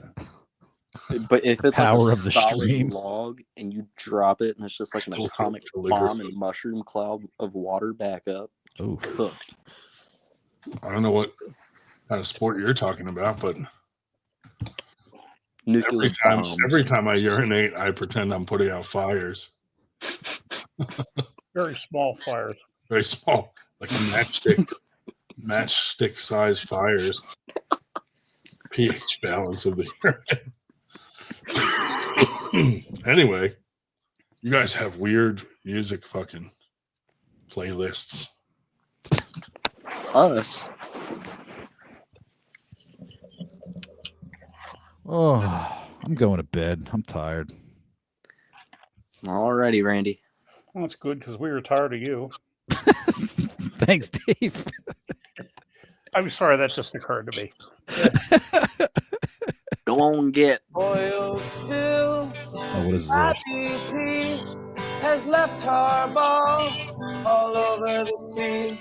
So don't go swimming down in the south unless you want tar balls in your mouth. Balls in your mouth, balls in your mouth. Don't swim in the ocean, you'll get balls in your mouth. Balls in your mouth, balls in your mouth. Don't swim in the ocean, you'll get balls in your mouth. Balls in your mouth, balls in your mouth. Don't swim in the ocean, you'll get balls in your mouth. Balls in your mouth, balls in your mouth. Don't swim in the ocean, you'll get balls. See if you recognize who jumps in right now. Balls in your mouth. Go ahead! Balls in your mouth. Balls in your mouth. Don't swim in the ocean. You'll get balls in your mouth. I want to say Rodney Carrington, but that's not Balls right. in your mouth. Don't swim in the ocean. I don't know who it Balls in your mouth. Balls in your mouth. Balls in your mouth. Don't swim in the ocean. You'll get balls in your mouth. Dude, Eddie Vedder. Really? Yeah. That was on what do you call it? Jimmy Fallon. Oh, singing the song, and then Eddie Vedder comes on and just starts fucking jamming out. Ryan, you flying Friday or Saturday? I'm flying in like Thursday or Wednesday, I think. For the record, Fernandez's podcast is still holding at 3. Oh, nice, dude. It's probably just him, Schwartz, and James Reed watching it. Hey, we got one more than they do. Yeah. We got 16 people watching. 16 at the moment. Hey, fucking losers. Fluctuates. Whoa, dude. What date and time? We fly in Thursday. Yeah, I'm coming in either Thursday or Wednesday, I think. I'd have to check my ticket. What a pain in the ass it was to fucking. So, Randy, left hand or right hand? We'll see what's up left hand. All right, 3 or 5? 3. All right. That's probably good. JJ gasses out quickly. Oh, Hey, you saw the you video got of my Dave super match, Shelton in right? there. Randy, Yeah, you saw that video of my super match, right? I did. So the video that I posted was the last round. Oh, okay. Would you guys So- do 3 or 5? We did 5, and we did both left and right. 5 on each arm? Yeah. Oh, okay. Did you win both of them? Yeah. Yeah, I'm flying out Thursday. I'll send you a picture of the board that we had because we had a white board. I think you sent that. I think you sent it. Maybe. I'll double check, and if I didn't, I'll send it to you. Ryan, who are you flying out with? What airline? Southwest. I don't know. It's 2 different airlines. I'm on Southwest on the way back, and on the way there, like American or something. I don't know. Because I went through like Expedia. Gotcha. And then the hotel. How much was the flight? Did they smoke hotel you? was cheaper to fucking just book on like Expedia than it is to book with a discount. Sometimes it is, yeah. How much was the flight? Was it not too bad, or like $600? That's not that bad. Not for there, no. I could have gotten cheaper if I wanted to like stop at random places, but yeah, who the fuck wants to do that? One stop's enough. Fuck it. All the fucking straight throughs were taken pretty much. Yeah. Unless I wanted to spend like $1,200, but I'm like, yeah, fuck that. I was looking at flights out to Utah for the Brezink Cup. Oh yeah. Fucking cheap from Newark, dude. Yeah. From Newark to Salt Lake City, it was $277 round trip. Dude, I see flights from here to Florida for $39. Yeah. I'm like, dude, $39. But from Philly to Salt Lake was like $540. Yeah. But Newark to Salt Lake was $277 direct. Yeah, it's good. But I can't make it out to anything. I hope that Brezink vent is live streamed. That would be awesome to watch. Well, they're doing a round robin on Friday night too, a 198 pounder. Like Jason Merlot is going to be there, and I think Jordan Sill. A bunch of dudes are doing it at it's called Max Place. I'd beat both those guys. then they're doing the Brezink Cup, and fucking Bob Brown is pulling Giannis Amelins at that. Wow. Yeah, it's fucking stacked. What do you have in that match? Oh man, I'm gonna take Bob. You're gonna lean on Bob's leg? No, dude. I love Bob. Bob's the man. I'm going Bob, to be honest with you. He's just crafty, dude. He's good. Yeah. You don't think he'll beat? You don't think Giannis will beat him? I don't think so. I'm factoring in the flying and everything too. Like, I know Giannis is in absolutely incredible shape, always is. He's always ready, but like from Latvia to Utah, yeah, I don't know. Bob being at home. Yeah. I don't know. And Bob's obviously very talented. He's fucking Definitely awesome. had the leg up on the competition.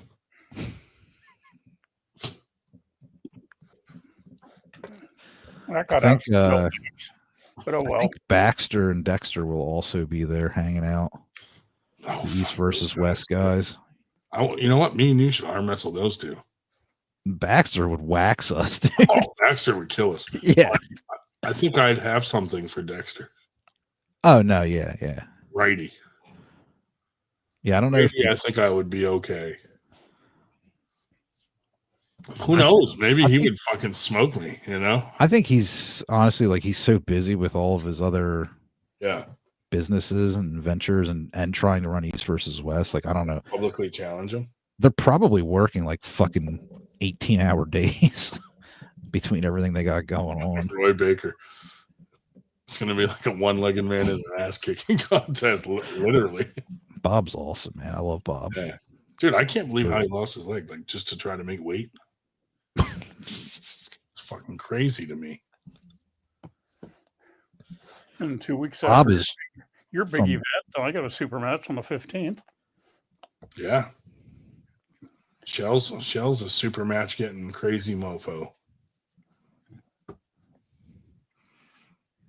Bob's actually from our neck of the woods. Yes. Talk about your match, Dave. Well, JD Fox, I'll only outweigh him by a ton.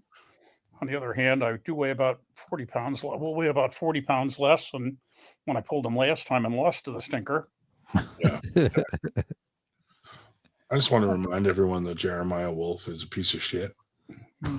Carry on. Well, JD Fox, it's on the 15th of 15th November. It's Toys for Tots tournament in Townville, Pennsylvania, which is in Northwest PA. And I believe I may have to check on this, but I believe the admission from everybody, and in fact, the entry fee is a toy, or well, of course, I will show with multiple toys. That doesn't sound. I'm going to have to find out from a 7 or 8 year old There what toys they're looking for these days, because I have no fucking idea. Well, that's one way to get them in the van. Yeah. Townville, is that in Crawford County? Yeah. Okay. Yeah, so and they actually have a good number. The first they asked who wants a match, and actually the first person they asked is going to be I'm not sure if they'll be in this order, but Oh shit. Tim Lewis and Chucky Peterson have a match With each other? and Chucky, and then I have one with Jake. Chucky and Tim against each other? Yep, Is that even a match or what? I think right arm. If it's right arm, it could be. Yeah, I don't know. Chucky asked for it. Yeah. It's hard to say. I mean, I certainly think Tim is certainly the favorite there. But Tim, That is- that's Tim, our lowest in Tim that. might have a super match at Winter Blast. And then John Anthony Fernandez or something. I forget with who. And Warren Raber's going up. He has a super match. People from this part Who's of the he state. pulling? I'd have to look that one up. Let's see. Well, in fact, since you asked, let me go into this and I'll see what I can find for you. The Yeah, 2020 Ryan. census had Townville at 326 residents. Surprise! Tim Lewis has a super match. Shit. Well, I don't even know if it's incorporated, to be honest with Yeah. you. That they'd have it might be a part. Julian Smith, White Wolf. Yeah, I wanted to see Eric Wolf pull him, but Eric got hurt and kind of had to pull out, so that kind of sucks. What were you going to say, JJ? I was going to say that I reached out to Devin. He has not read the message yet.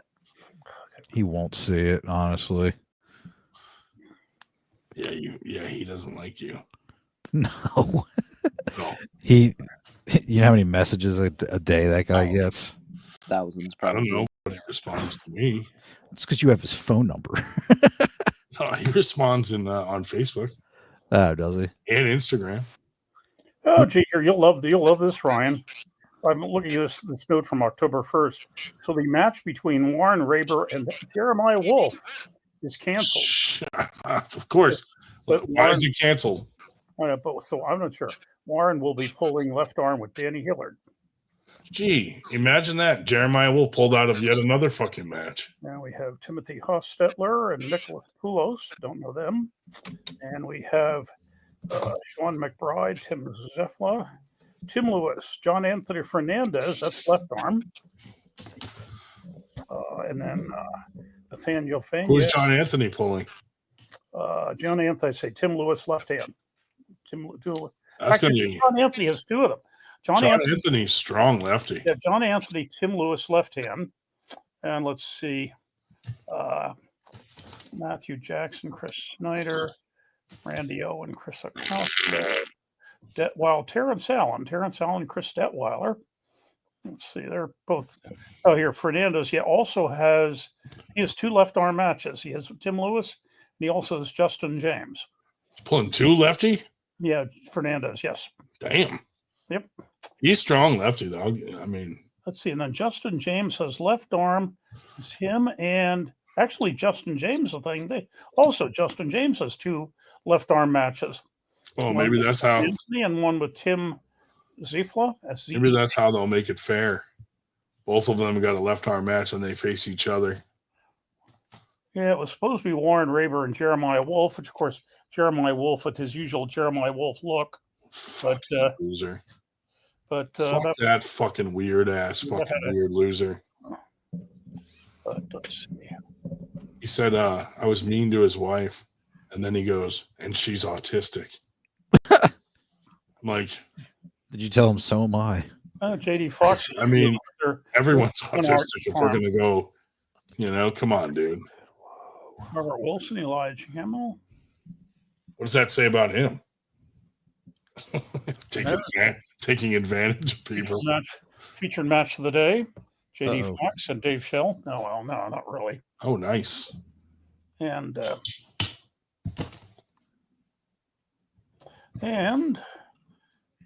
Tim Lewis, Chucky Peterson, right arm.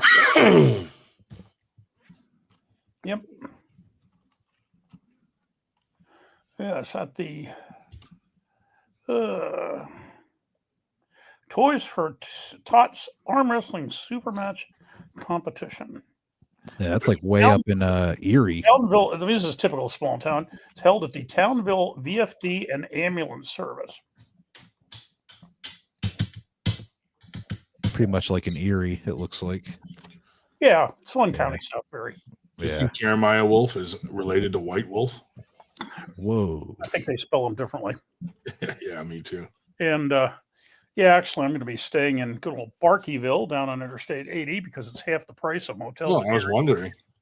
I'm cheap. Hey, I'm cheap. That's how I can afford to go places. I was wondering where you were going to stay and how much it was going to cost. When I was on the debate team at Clarion, I'm sure it will surprise you to know that a silent person like me was on the debate team. But when I was on the debate team, we used to laugh about the Gold Bond coach came up with these. Oh God, some of these motels, and he said, "Hey, we'd rather travel farther and stay in cheap motels and stay in the finest hotel in Slippery Rock, which is 45 minutes down the road." But so I take the same position. I first look at Motel 6s. If there's one of those within the next hour and a half, if not, maybe we'll upgrade to Super 8 or something like that. I remember when Jacob Bevel came here, he stayed at a shit motel, and he said he went to go move the alarm clock out of his way to put his drink there, and there was cockroaches under it. It's awesome, dude. Like, oh, dude. I've only ever had one Super 8 or Motel 6 when I was on that long trip 2 summers ago. The one in Jackson, Mississippi sucked. Absolutely sucked. Well, if you travel enough too, you can build up like points and shit with some of these brands. So, which I, of course, I don't with Motel 6. I just get a cheap room. Cheap. It's like when I'm going up to once Badger sets the date for the Christmas party, which I will not miss. I'll stay in a Motel 6 in Connecticut because it's half the price of one in New Hampshire. Seriously. White Wolf said the finest hotel in Slippery Rock, $69.99. I have like one of those Hilton rewards things. Yeah. But they own like 50 different hotel brands. You know what I mean? Hilton owns a lot. Yeah, they own. I have that, and I have a Frontier rewards thing. Mm-hmm. Dude, sometimes you fly enough, and like all of a sudden they throw you a free flight, or a free upgrade of some sort, or I have we have a Delta card, and my wife just literally saves up points for like a couple of years, and then we just take unload it for a flight and vacation, Yeah, that's cool. Does she fly a lot, or? No, we don't fly that much, but she did fly like a couple times for work. Yeah, it's one they use as a card for regular purchases. Yep, everyday purchases, never carry a balance, pay it off, collect. At work, I used to have to travel around and stay in hotels a lot, so they let me book them myself, so I just signed up for that thing and just got all the points. And you just submit for reimbursal? No, we get reimbursed, but then I got the points from staying at the places. So if they don't care, then fuck it. Yeah, they didn't care. Yeah, you got to stuff like that. Like you got to take advantage of that stuff. Like with credit cards and shit, but you just can't be an idiot with your credit card. Reimbursements. I just last week I was just awarded $32.44 in the Facebook class action privacy suit, which I didn't even remember putting my name in for. But what the fuck? They're going to send me $32.44. There you go, dude. Some gas money. Hey, you guys, I upgraded to the more expensive BJ's card. And they got their BJ's MasterCard and 15 cents off a gallon. Hey, the way I put miles on the car. Dude, almost every time I go to Wawa, I get 17 cents off for gas. Yeah, I fed the It's a car big difference when you fill up a lot. car yesterday for $2.70 a gallon at BJ's. It's $2.85. Harold Hilton.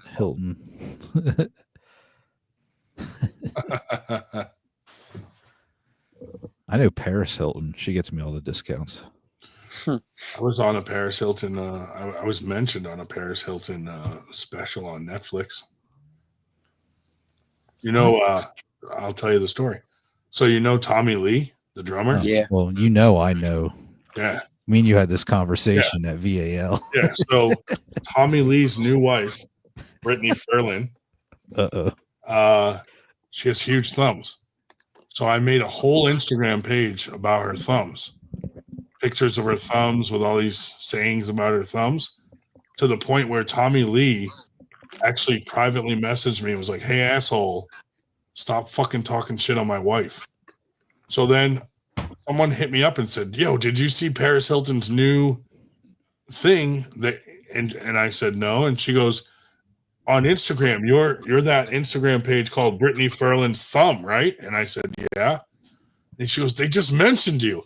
So I go watch it, and Brittany Ferlin's on there crying about it, going, "Some asshole made an Instagram about my thumbs," and they showed my Instagram page with like all these video pictures of her thumbs. And I was like, "Oh my god, dude.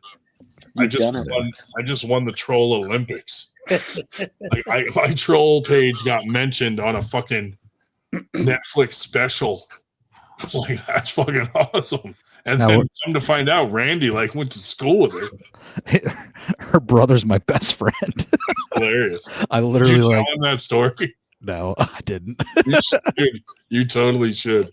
Yeah, I literally grew up with them through elementary all the way to high school. Like I used to sleep over his house like every weekend, and like literally, dude, like we used to skateboard together, and yeah, dude. I thought like when Tommy Lee private messaged me, I'm like, bro, I made it. Like my life, I don't care if I die tomorrow.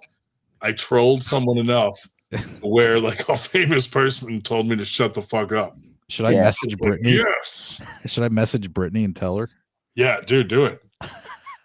Dude, tell her, say, "I'm on a podcast right now with the guy that made the page of your thumbs," and see what she says back to you.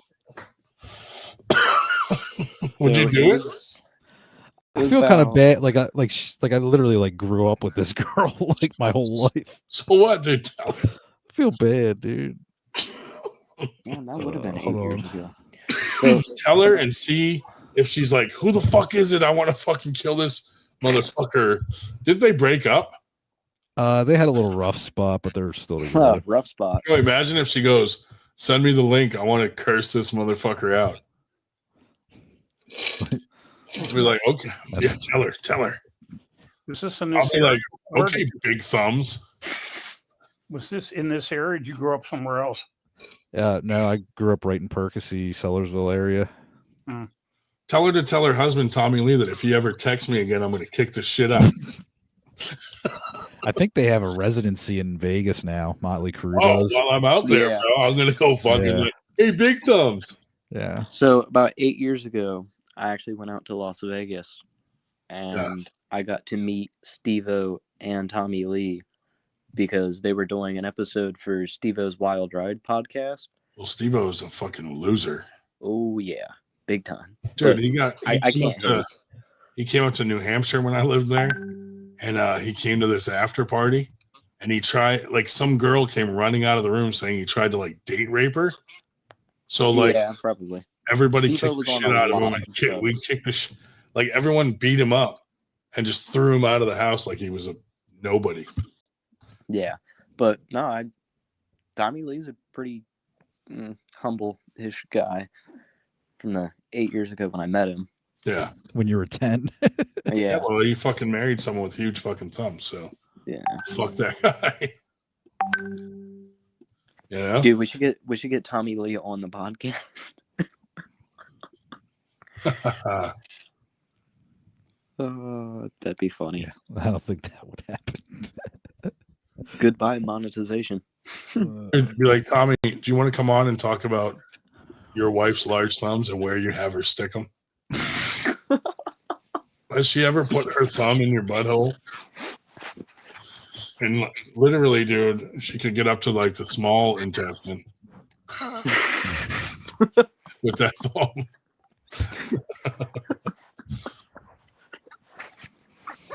Oh, yeah. Does your computer let you share screen, Randy? Yeah. Yeah. Pull up Brittany Ferland's thumb on Instagram. I gotta log in to IG. I don't know if I. Oh, don't worry about it then. It's not that important. I don't know if I'm logged in. Not that important. Come on, it made it on Netflix. It's pretty important. I don't know why I can't share screen, dude.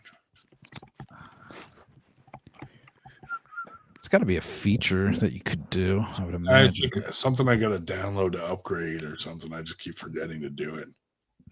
Gotcha.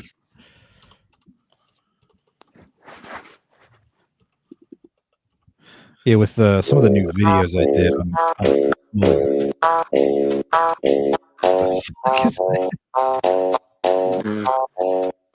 My dick cost a late night fee. Yo dick got the HIV. My dick plays on the double feature screen. Yo dick went straight to DVD. My dick bigger than a bridge. Yo dick look like a little kid's. My dick the Chargers, the whole team. Yo shit look like you 14. My dick locked in a cage, right? Yo dick. So anyway, the American Meme. Yeah, that's the show it was on. The American Meme, and fucking it came up on there. Isn't that great? Dude, you should ask her about it and just be like, I know the guy that made the page, and just see what she says. Hold on a second. She'd be like, what if she's like, tell me his name so I can sue him? Multi-million-dollar lawsuit.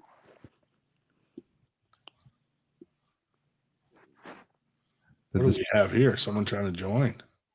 Is this working? Oh yeah, it's working, dude. That's it, dude. Look how big her thumbs are. Does it let you scroll through? Yeah, dude, look at that fucking thumb. That thing's like a fucking spider. Look at this one right here. Yeah, look at the size of that thumb, bro. Tell me she doesn't have big thumbs, dude. Oh, what? Come on. Why is it stopping me? That's annoying. Fucking son of a bitch. Yeah, am I right though? She has some pretty big thumbs. Yeah. Right? Randy, you can say it. I mean, they look a little big. They're longer than the average thumb, dude. I'm sorry, Brittany. I still love you. Yeah. You don't judge them from the thumbs, but dude, you should have seen like all her fans were like, you fucking piece of shit. Leave Brittany alone. Like I was like, Jesus, dude. They were like attacking me about her fucking thumbs, and I'm like, are you fucking blind? She has big thumbs. I'm not saying something that's not true. No, you're just stating the obvious. I'm just like, yeah, she has some big thumbs. I'm not saying whether that's good or bad. Maybe someone, you know, It's like somebody with a thumb fetish that was turned on by it. Yeah. Or, you know, an extra inch in the butthole. Who knows? Just like Candy's deformed toes. Like, same thing, dude. It's just like Candy's feet after her surgery. Like a foot with a 10-inch scar down the side of it. What was I going to say? Yeah.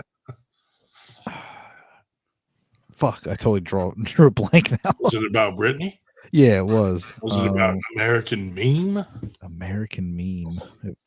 Dude, it was so funny too that someone like I don't watch that kind of shit. So yeah, the fact that someone else reached out to me and was like, I just saw your Instagram page on American Meme, and I was like, what?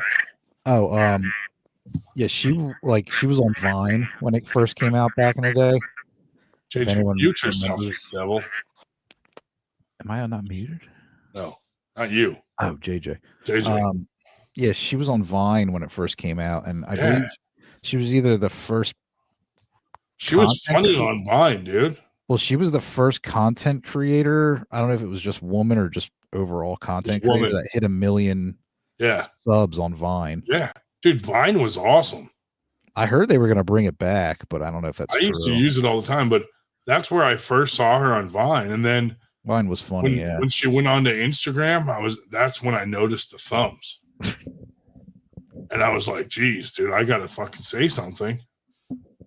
Yeah, she had Because some you know what, dude? funny No bits offense on to her. Vine. No offense to her, but she was super funny on Vine. Yeah. But then you can tell like that fame of all that went to her head a little. Well, like while Vine was still like out and popular, like she came home to visit during Christmas, and she came over to my house with her brother and her boyfriend Randall at the time. Yeah. And Fucking Big Dick Randall. yeah, she's not with him obviously anymore. Fuck Randall, dude. But like she brought her one dog over, and I had my dog, and they did not get along. And it was funny to see, like, I'm not judging, but like they were always in content mode. Yeah. So like they tried to film that right away, but like my apartment was like it didn't have great lighting in it, so they couldn't really get like good lighting. But it was funny to see people that live in that content world 24/7. Yeah. They were trying to get that because they thought it everything's was fun. content. Yeah. Everything is content. Everything is content. Yeah. Well, then don't be mad. It's crazy. See, I thought someone that was I thought she was funny when she did Vine. Yeah. Like, there's no way she's going to be offended by my thumb thing, but she was. And I was like, well, how could you be offended by that if you have any sort of sense of humor? Yeah. Like, if someone makes fun of me, I don't give a shit. I think it's hilarious. So, some of the stuff stems from her growing up with big thumbs. Just like stuff from her. I don't want to say all of it out on the air, but like, she had an uncle that molested her thumbs. No. Anyway, her thumbs were molested, so she doesn't like to talk about them. So like, I didn't see her for a while until she came over for Christmas that one time. Well, dude, her fucking thumbs hit puberty 3 years before she did. Well, she went to college in California and basically like never came back. Yeah. Occasionally for holidays and shit, but like after she kind of got big on Vine, she came back, and I mean, she was totally normal and cool. Like it didn't, there was no cameras or nothing. What's that? She got big on thumbs too. 2 thumbs up.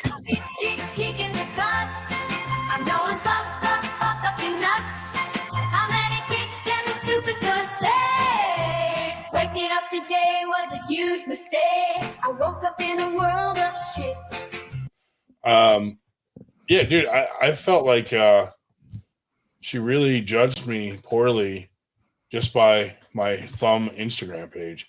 And Tommy Lee, fuck you, buddy. Fucking threaten me, dude. I'll stick a drumstick right up your ass. A really large one. Yeah. Bigger than your girl's thumbs.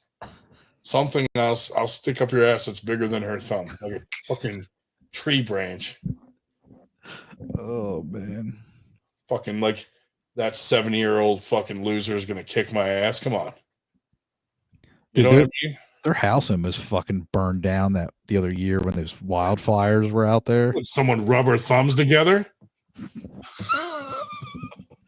Was it the Palisades or whatever? Yeah. Fire. I think they caught that guy, by the way. Yeah. He probably put it out with semen. Jeez, dude. That's a lot of semen. Why did the thumb cross the road? Because it was stuck in a chicken's ass. Bark, bark. Yeah. But yeah, dude, I thought if anyone could have taken the joke, like she would have just let it roll off, But maybe she was fat when she was a kid and, lost some weight and got hot. And then all of a sudden still thinks she's ugly because it's in her head. You know, all these women with these weird ass fucking problems like that. David Marr's comment. He said, "I wonder if Tommy feels inadequate next to those thumbs in the bedroom." Probably, dude. No, I remember his dick in the Pamela Anderson videos. Everyone said he had a pretty big dick, so. But you know, hey, you have a pretty big dick. Your girl has pretty big thumbs. You know, you need that thumb to grip that dick, dude, to get around it right. You know, maybe that's why he looked at her and was like, "Look at those thumbs, dude. She's gonna be able to grip this dick." You know, you gotta take the false grip. You know, maybe they were on a fucking app just for people with big thumbs, and he was like, "This is the one." Yo, speaking of thumbs, dude, check this Thumb out. finder.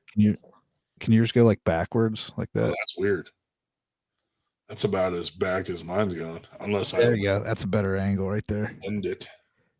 Yeah. What are you double jointed in that thumb? Yeah, it's weird. Hitchhiker's thumb. Hitchhiker thumb, as they That's call a it. fucking. This one's even worse. Look at this. Jesus Christ, dude. That's an anus. That's an anus thumb if I ever saw one. That's a thumb dart. That's the one you push in the anus from behind. Thumb dart, dude. Yeah. It's a Texas fish hook right there, bud. I used to use that in thumb wrestling. You can't get to my thumb if I do this. Oh yeah, do you do that on the table? Yeah, you do that on the table, dude, and like close your thumbs, and you're like, yeah. I can't close my thumb. Make them think it's broken. Be like, ow. Yeah. It's like Marcus Satiri from fucking Australia down at the AWE. He has bad arthritis. He can't close his fucking hand, so the ref has to like close his hand for him because it's crazy, dude. That's funny. His hands are fucked up. That's funny. I didn't know you had deformed thumbs, dude. You should have told me sooner. I could have fucking kicked me out. we could fucking interview your thumbs on a center table. Do you feel awkward around other regular thumbs? Have you, dude? What did everyone at your fucking high school have weird thumbs? Fucking you, Brittany. Oh, dude, it's like a thing there, dude. I got like canine, sharp canine. All these people that fucking have thumb issues. Oh my god, dude! What's in the water? Lead. What town was this? We gotta look it up, bro. Bucks County, baby. Bucks County thumb issue. Hold on. Thumb issue. I better log off before I find out there's like, you know, some crazy chemical in the water. That only affects your thumbs? I did get a water softener and chlorine filter though for my house. Yeah. Imagine you filter your water and then your thumbs straighten out. That'd be terrible. You're like, oh, I knew it. It was the fucking water. And then you message Brittany and be like, stop drinking the water. And her fucking thumbs go back to normal size. Jesus. The food is people. Imagine if her thumbs are just big because she has a huge clit and she needed the fucking thumb strength to wiggle it. Dude. If she sees this, dude, I think your friendship's over. It's gonna be more. I hope her brother doesn't watch this. He's gonna kick your ass. No, I don't think he watches this. You're lucky. Why don't just stay up? Can you get her on the podcast? We'll probably have to pay her a lot of money. But don't tell her that I'm the thumb guy, and then we release it on the show while she's on. You know what I mean? We just talk about it before she gets on. Dude, or get your friend on, her brother, and be like, hey, yeah, I saw American Meme, dude. That's pretty fucked up. That fucking one Instagram about her thumbs, and let them like talk about it for a minute. And then we're like, so I gotta tell you, buddy, that I'm the one who made that fucking Instagram. Or should I have him like come over and like we're talking about it, and I just turn to my TV and Paul just looked her up because I was telling him. He said, oh wow, she does that. Yes, I told you, dude. It's very noticeable. Well, dude, what if he comes over and we're just like shooting the shit? I'm like, yeah, American Meme, blah blah blah, and then I just like turn to the TV, I turn it on, and it's just you sitting there, like, yeah, dude. Hello, Brittany. I wonder if I still have access to that account because, like, I just go change the main picture to me, and then everyone knows. Like, yep, Ryan fucking. Hello, Brittany. Yeah. You know what's hilarious? So at the time, I only had like 2,000 followers, and Netflix edited it to like 11,000 followers. Oh, really? Yeah, they made it look more extreme, dude. Oh, God. I was like, what the fuck, dude? Go figure. But man, I wonder if I can go through the messages and pull up the comments from Tommy. That'd be I hilarious. just change your password if you can't get in. Yeah, If you I have the don't same remember. email. I know I have the same email because the other day I got an email that said, "You're the security email for Brittany Ferland's thumb."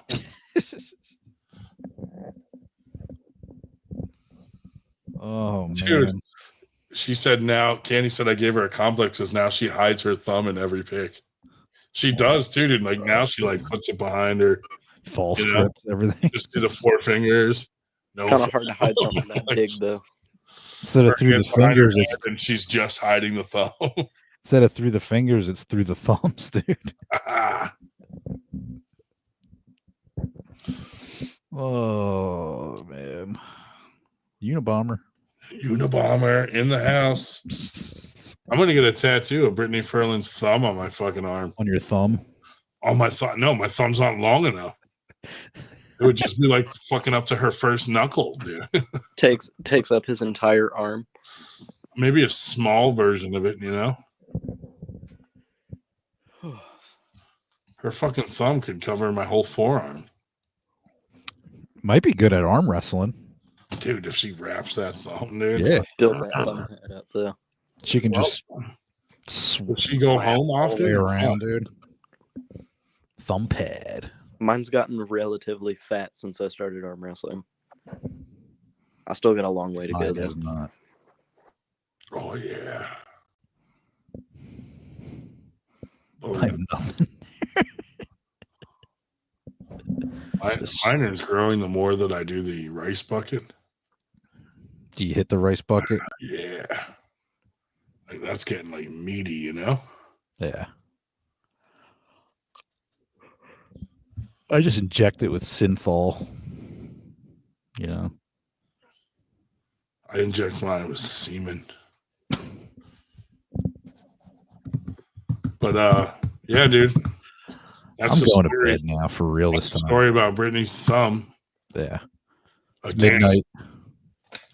Yeah, it's not going to get better from here. I don't usually stay on this late. Oh, David Mars, dude, if she fucking did thumb wars, Yeah, man. holy shit. She could just wrap it around the other guy's thumb 3 times. Help from the audience. Crazy. Anyway, your homework is to find out, is to mention to her brother about how you know the guy that made it. Next time I talk See to what him, happens. See if they're like, no way, dude. he'd probably be like, fuck that guy. Fuck that guy, dude. Let's kill him. Let's kill him. Yeah. He actually lives up by Dave's Way. Oh, Allentown? He's up in that Bethlehem, Allentown area. We should now. go to a Predator practice and I'll go. And then he'll be like, yeah, dude, my sister is Brittany Ferland. And I'll be like, oh, really? Your sister's Big Thumb fucking Betty? Big Thumb And I Brittany. just tell him the story. And dude, he like comes at me like, take it back, dude. Don't talk about my sister's thumbs. Smoke Like, starts most coming out of brothers his ear. get mad if you're like, your sister's a whore. Not this guy, dude. He'd be like, you want to fucking say some shit to my face about my sister's thumb? Like, yeah, dude. Fucking goddamn, dude. Fucking hitchhike from 6 miles away. Boom! You can fucking see it in the next state. Yeah, I'm going this way. We'll fucking run a flag up that fucking thumb. We'll run a 98 flag up that thumb and we'll fucking put it on our pirate ship. There you go. Fucking, goddamn. We'll stick the end of her thumb in Tommy's ass Oh. and run a fucking 98 flag up it. Fuck that guy for fucking threatening me. He's probably all coked out and was like, honey, I got this. I'll fucking tell this guy. He'll back down because it's me. All famous in his house, threatening fucking all famous in his house. threatening Ryan Grandin not to fucking make fun of his girlfriend's thumb like I'm, come on. Do you know who I am? It's like, is this the real Tommy Lee? Yes, motherfucker. Stop talking about my girl's thumb. You should have got her a wedding ring for the thumb, not the fucking ring finger. Stop talking to my girl like that. All that's where, look, I just went on Brittany's thumbs rabbit hole. Dude, that Instagram has a lot of funny little comments under the thumb pictures and shit. Like a lot of people like commented on it and shit. I always thought Tommy Lee was a douchebag. He is, dude. Fucking goddamn right. Fucking marry someone with a big ass thumb. And then come to find out her childhood friends have weird fucking thumbs too, dude. This is like a conspiracy. What the fuck? Dude, you keep talking about Brittany. Tommy's going to make you take a walk on the wild side, dude. You will not I don't be. even think he can get out of bed on his own right now. You dude. will not be Dr. Feeling Good after that. He's like, he married her because she's way younger and she can help him out of bed. When he he's done uses with her you, thumbs as fucking crutches and like gets around the room with her thumbs. dude, when he's done with you, you're going to have to kickstart your heart. Dude, can you imagine? Oh my god, this fucking guy. He does a line of coke, gets all coked up, and then he's like, "How fucking dare you make fun of my girl's thumbs?" Why would you message someone as a famous person and be like, "Hey, whoever you are on this fake account, stop making fun of my wife's thumbs"? What did you? How did he see that playing out? Like, oh, yes, sir, Mr. Lee. Like, not bad. What the fuck, dude? Tommy Lee, fuck that guy. Damn right, Paul. I do love some Motley Crue songs, though. She was the Chinese finger trap game champion. Can you imagine, dude? Like, if she goes like this, dude, that's like a 3 foot fucking 3 foot window. I do like some Motley Crue songs, though. They got some bangers. I'll be honest. Oh yeah, for sure. Yeah. Like, do they have any songs with the word thumbs in it? Thumbs up, bro. Oh man, imagine seeing Tommy and just be like, "Thumbs up, bro," and he knows, like, "Fuck you." You get a prosthetic thumb to make it like really fucking long. Dude, you got to read some of the comment, like what I titled each picture. Yeah, because I did a lot back then. There was no like, everything had to be done like manually. There wasn't like AI where you could do something really cool. Like now, Brittany would kill herself if I started making fun of her thumbs with AI. You know what I mean? Now I think you just gave yourself an idea. Yeah, dude. I revamped the fucking page and come back and she's like, "I thought we were past this." You thought I was done. Tommy's like, "I'll take care of this again." Hey, buddy, knock it off. You're like, I was molded by the darkness. God damn, dude. All right. Things I'm are out of weapons. here for real. She can play the drums with her thumbs. Plays a mean bongo. Yeah, dude, he uses them as drumsticks on his nutsack. Yikes. He can get her thumb down his urethra, like halfway down the shaft. Oh, God. Anyway, Randy, you should go to bed, dude. Before lovely seeing you guys your all. entire family fucking disowns you. I'm gonna reach out to one of them and be like, "Hey, it's me, Randy." Oh, great. From the account. This was me the whole time. I'll be like, hey, Tommy, tell your fucking long-thumbed wife that this is Randy, Big Dick Randy. Oh, Imagine you get a call of her like, "You fucking asshole. Someone messaged me from the account saying it was you." I don't need that trouble. Hilarious. Be like, "Well, I had a crush on you, and then you had to go and fucking marry Tommy Lee, fucking bitch. You and your thumbs." It's funny because, obviously Tommy Lee's a drummer, but I'm also a drummer. And Oh, really? I have fucked up thumbs. She has fucked up thumbs. That is weird, dude.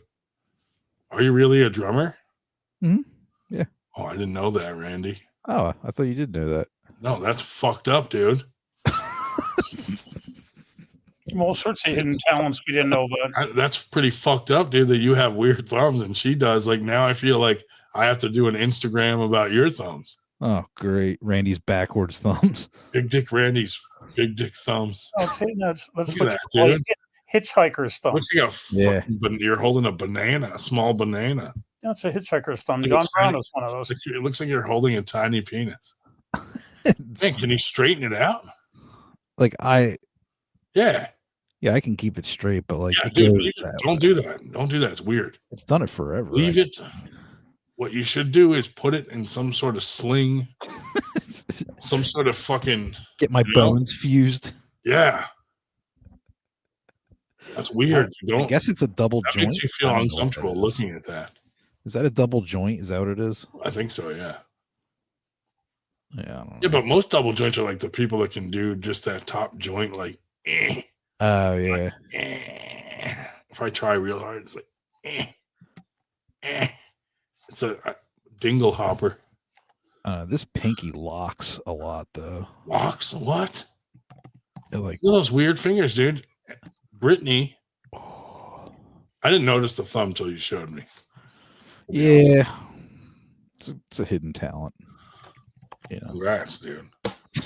Have you ever used it to your advantage? Like, oh, I found the G spot, and then I went a little further with my curved thumb and found the X spot. No, I'm like, I'm disabled. Like, give me money. Dude, go on disability and be like, yeah, I can't grip my dick, dude. I can't grip. I can't rip. I can't arm wrestle. Yeah. You got to get that right wrist checked out, dude. I'll probably never do it, to be honest with you. I'm lazy. It's ruining your arm wrestling career. I don't have an arm wrestling career. God damn, dude. To be honest with you, though, I did pull a little bit right at the Fall Fest. How'd you feel? Not that bad. Like the next day. Oh yeah. A little banged up, but like not that bad, really. But it still just feels so weak. I feel like I'm like on the. You know what though? Arm wrestling more with it will probably strengthen it. Yeah, I mean, it would probably help if I lifted weights. Just do some wrist curls with it. Yeah, something. You know, do some pronation shit. This hand is bleh, garbage. It did feel like when we were gripping up, it felt like I was holding onto like a frail child. Well, I guess it's good that your super match is left with JJ. What was that, Dave? I'm sorry. I guess it's good that your super match with JJ is left arm. Yeah. Well, when he asked which hand, I was like, it has to be left. Yeah. You don't want to lose to JJ, right? I've already gotten beaten by a gigantic 12-year-old at the Fall Fest. Oh, that little fucking chubby one? No, he was the tall. That big kid. Yeah, he was taller than me and you. Yeah, he was huge, dude. Fucking kid. He's going to play football in the SEC probably. He was a monster, bro. Yeah. But then there was that little tiny kid that was like chubby. That kid was a beast, dude. That little kid. One? Yeah. He was a monster. He didn't say he was like hitting that side pressure machine like. Yeah. Like, he didn't say a word to anybody at all either. No, he was like, just 10 years old. Yeah, he dude. Took he that was 45 plate off the fucking side pressure machine by himself. Like, yeah. Damn. No, that kid was a little monster, dude. He was just about business. Well, his mom beat him. Yeah, his mom. When they were going at it, like she was not gentle, and I'm like, yeah, oh my God, she's gonna break her own kid's arm. Holy shit, dude! How do we handle that? That kid was a monster, dude. And that we had that one older dude. He was probably in his maybe later 50s. The bigger dude, he was tall. Oh yeah. He had a big ass hand on him. He was strong too. Yeah. All the guys that have never arm wrestled that jumped in could probably beat us. Yeah, probably. Yeah. I don't know. Just I didn't arm wrestle any of the new guys really. Hey, you got on there with a couple dudes, I think. No. I think you got on with my buddy John, who had the new 98 shirt. I think Oh, he yeah. a little bit. He's a whopping 138 pounds. Does he want to start arm wrestling? He's into it. I don't think he's as into it as he used to be. Yeah. I try to get him to come to events and stuff, and he's just not really. I don't know. He's got a girlfriend now. Yeah, now he's arm wrestling and fucking clitoris. That's why. You know, he's like, I don't want to hold hands with men when I got a chick now. He literally like lives like walking distance away from where we were at. He's like, pull novice or lose my virginity. I'll go with lose the virginity. Oh, I hope he doesn't watch this. Nah, he ain't watching. He's probably sleeping. Yeah, he's definitely sleeping. Probably working. All right, make the beard. That was a fun ass event, though, dude. The moms. Brittany's thumb, dude. I could do a 3D print of Brittany's thumb and just thumb. We could hold a tournament in Percy, and the award dude, would be the Brittany thumb. That could be the awards. Is her fucking thumb? I know where they. Argan just showed up. He's wondering what the fuck is he listening? Or is he listening to? Jody Williams. We could actually Who set the just showed tournament. up, Dave? Dave, who'd you say just showed up? Argan, meaning Jody. Oh yeah. I was like, who the fuck? What did you call him? Oregon. Yeah. I thought you said Argon. I was like, isn't that like a fucking table of elements or something? It's a state, in case you haven't use heard. that for welding. Yeah. God damn. Dude. I can show you. Cody's on his way to work. I can show you Brittany's childhood home, dude. Right in Percy. We could set the tournament up out front of her old house. Right in the street. Dude, and we just hold signs that are like, get these thumbs out of the neighborhood. Like fucking protest thumbs. That would be sick. Are you going to the big No Kings tomorrow in Percy? Yeah. They're even having a No Kings protest in Percy. Oh, they are? Having one, really? Where at? Let's see, where is it at? I'm trying to avoid Dude, this all. Sharpie is never going to come off my. Lenape Park, 504 Constitution. Okay. 9 to 11 in the morning. This is now permanent from that area. I think this is permanent on me now. Probably. It's going to be there for probably a month. Well, I'm planning on taking my license picture like this. So get your eyes like real close and crossed.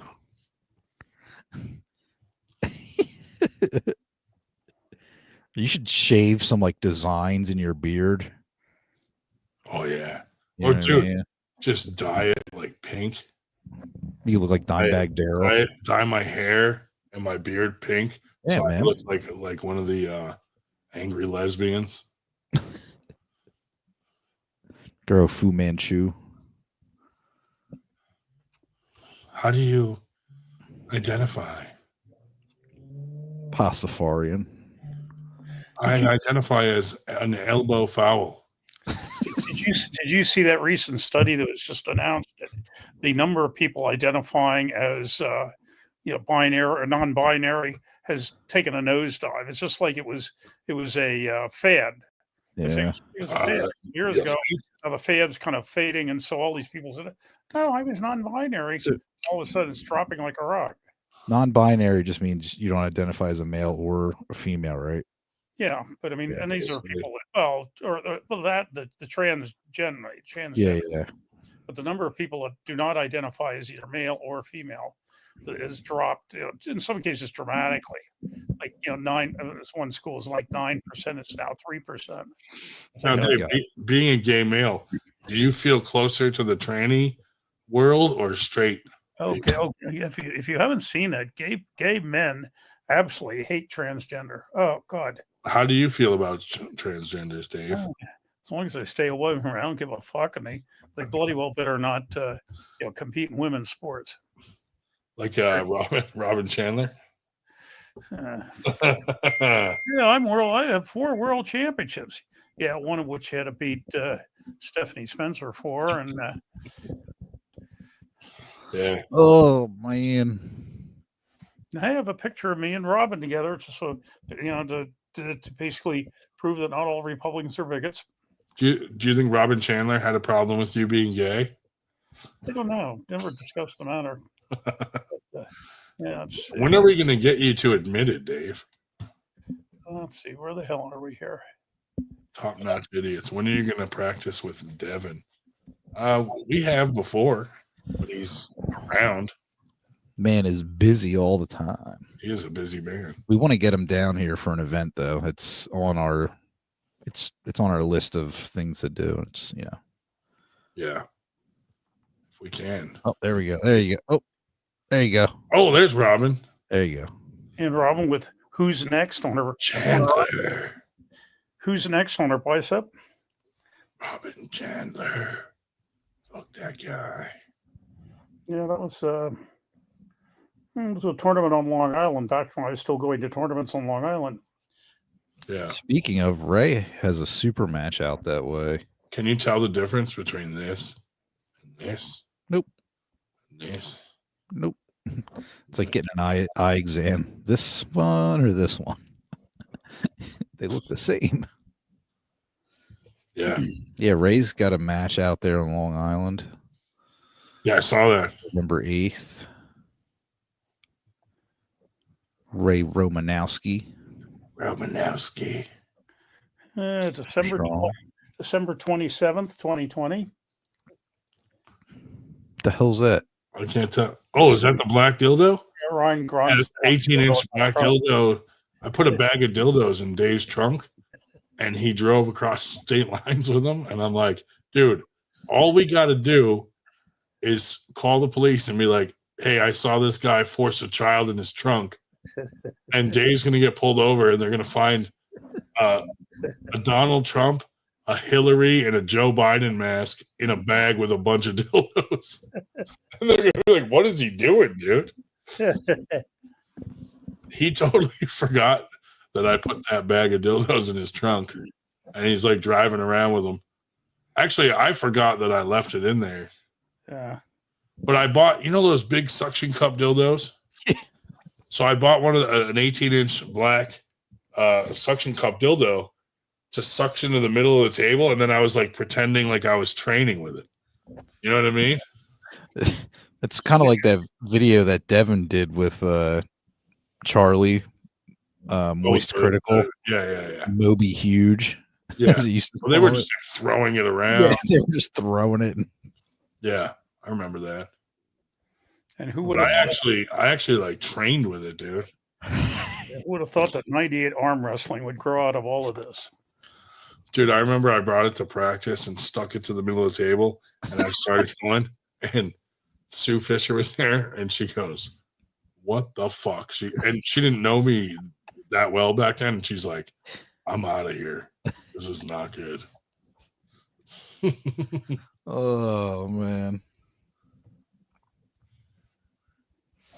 All right, fellas, I'm leaving. Oh, what happened here? Bye-bye. Bye. Yeah, buddy.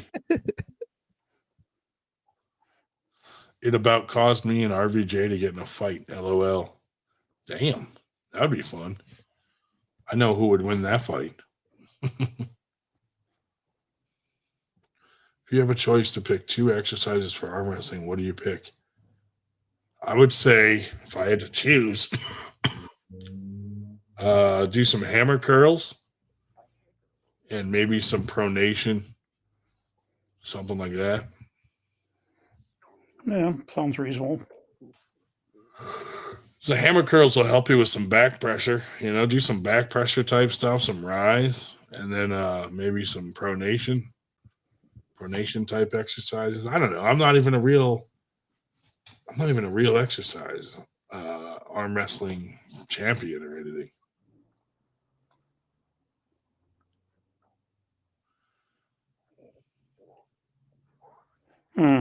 Biggest fans are Siskel and Ebert. Thumbs up, thumbs down. Hell yeah.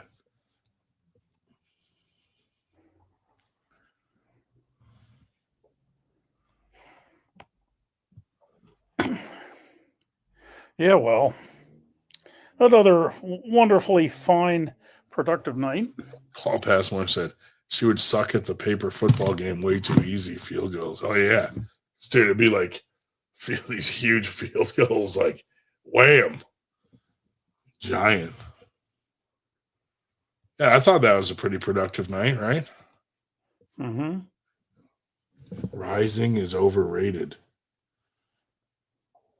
I don't know if it's overrated. People that do like rise up on the go and stuff, that do it well. I mean, that's pretty devastating move if you're built for it.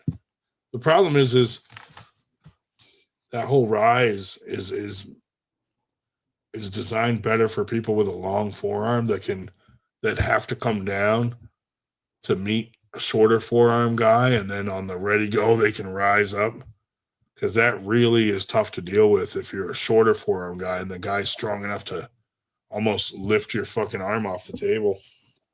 Mm-hmm. But anyway, I don't really have any other topics that are appropriate. No, I think well, and I guess it's after midnight. We'll just have to switch to the inappropriate topics. Yeah. Whatever. We covered most of those also. Yeah, we didn't even wait till midnight. I know. This fucking show sucks, dude. Hey, well, we started before you know who. We ended before you know who. They're off the air. I think they peaked at 3 people watching. Good for them, dude. What are we at? We're still at it. Did they go on YouTube or Facebook? I was looking on his Facebook page.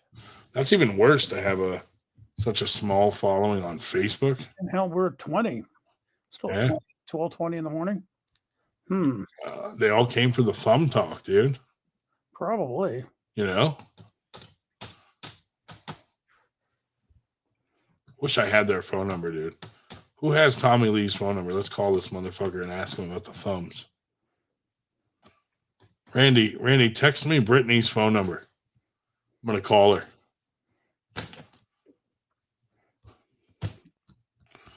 Yeah, you're gonna get him run out of Percocet. Oh, dude, can you imagine if somehow they find out and they're like mad at him? You're friends with that guy? That'd be hilarious.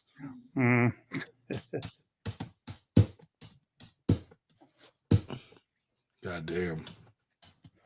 Well, I think what I will do, get off of this, I will go upstairs. I'm going to take my first genuine full shower in months, since I finally don't have the legs wrapped with that shit anymore. I've been having to take sponge and washcloth and that kind of bath for the last whatever the fuck.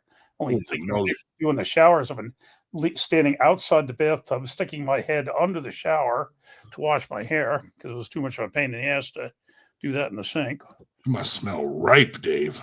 Oh, well, they haven't noticed. But, not as bad as that fucking teammate you got there. Jared, your ex-teammate. Good old Jared. But whatever. So then I'll get up in the morning and go to the Lancaster Rose City Pullers practice.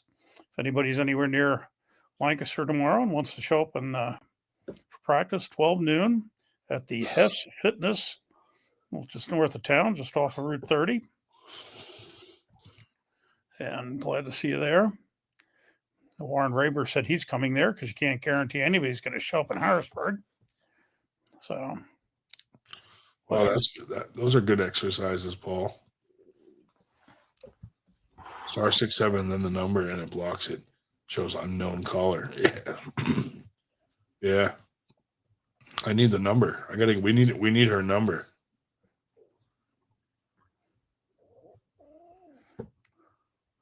Yeah. Stop having guys say don't go to other events. Yeah, dude, for real. all the Greg Sharps of the world and the fucking Tim Talmadges and anybody else that tells people not to go to tournaments. F those guys. Greg Sharp actually did a post the other day in a video and was like, you should come to my event, not the other one that's going on the same day. But then he edited it and got rid of that comment. Once he realized it's so great, somebody that will stand behind their convictions. Yeah. You know why? Because he probably figured, oh, they're going to attack me on this one. But, you know, if that's how you feel, then fucking say it. You know? Mm-hmm. Just freaking say it, Greg. Hello. You big teddy bear. Big gay teddy bear.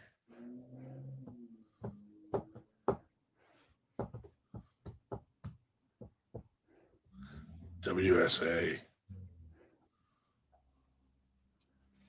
He has a peanut allergy. No peanuts. That's why I started this new foundation called the No Nuts in Your Mouth Foundation for people with peanut allergies, hoping that I can save some lives, you know? Well, from that picture, it looks like he has other health issues other than peanuts. Yeah. This one? That one, yeah. Yeah. But that's the foundation we're starting. No Nuts in Your Mouth Foundation. And we'll start a GoFundMe for Greg Sharp.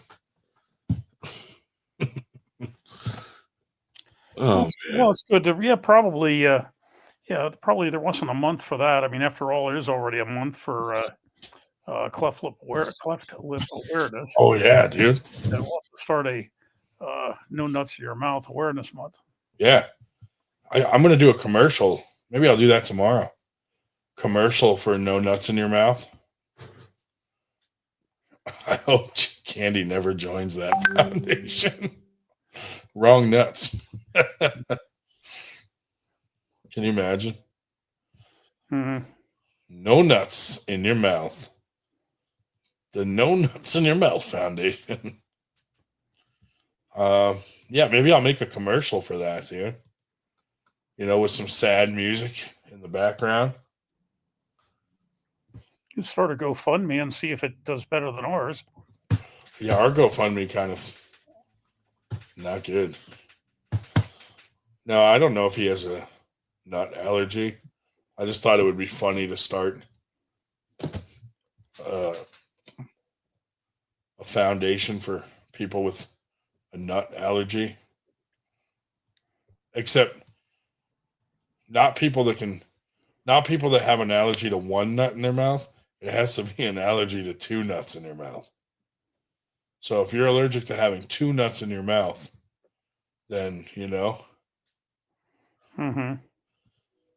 Well, then you have varieties there. You have people that are allergic to ground nuts and people are allergic to tree nuts. Yeah.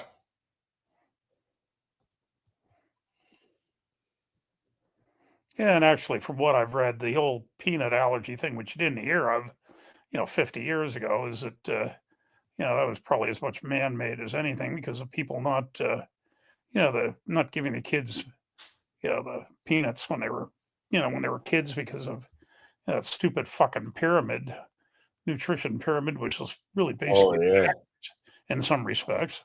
Yeah. That fucked up all sorts of people. Dude, Everly went up to Jen the other day. She got me in trouble. Mm-hmm. He said to Jen, she goes, Daddy said you're grumpy because you're on your pyramid. Mm.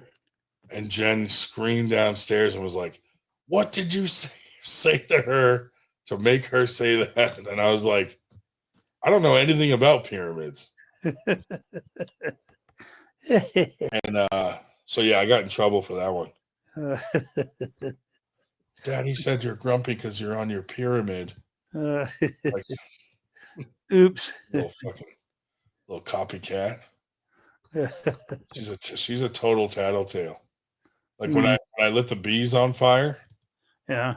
When my wife got home, she was like, "Daddy went to battle with the bees and he lit them on fire." And I'm like, "Shh! Don't tell mom things like this, dude. You can't do cool things like light bees on fire if you're going to tell her every time." You know.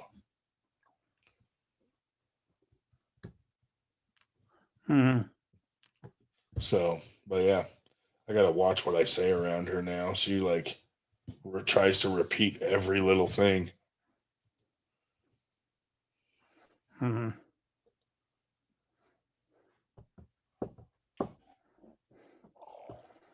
She's in kindergarten this year.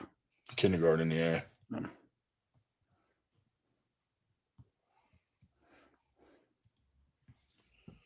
Yep. Actually, my little nephew started school too. Now he's in like a little preschool class.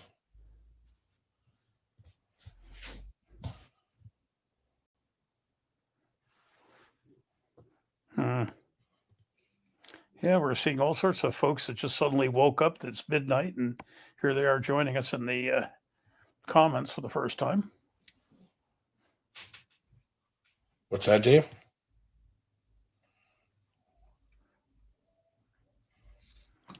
Yeah. What were you saying, Dave? I said, we're seeing people that just woke up and are appearing in the comments for the first time tonight. Oh, yeah, right.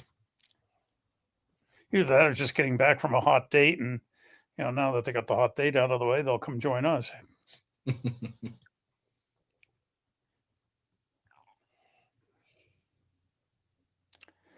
Oh, yes. Well, anyway.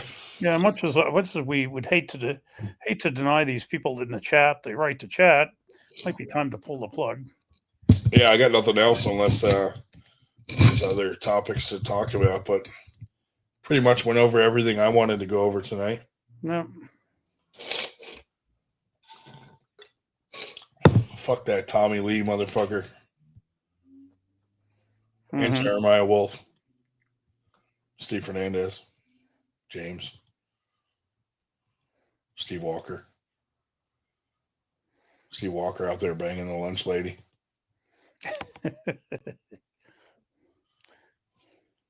Yeah, they better stay together. I mean, after all, if he blew up his whole family and then to go with her and then that didn't last, to be kind of like a waste. Well, he got the house away from his family, but had to put it in the lunch lady's name. Weird.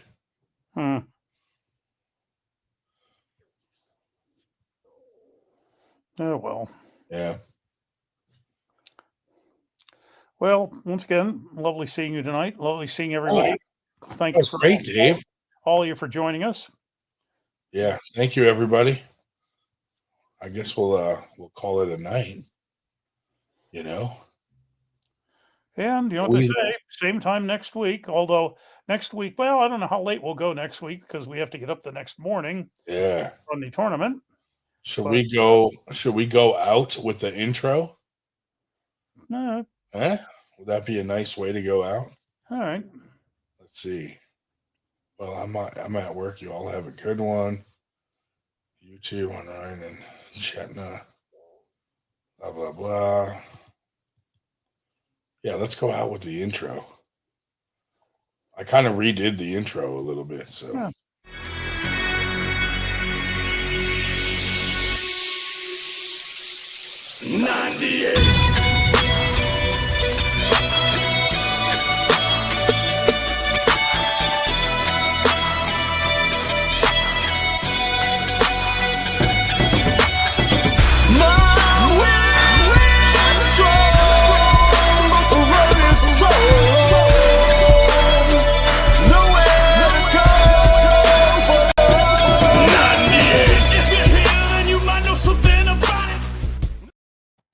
I love that song, dude. Mm-hmm. All right, now we should definitely end it. Okay. See you, folks. Later.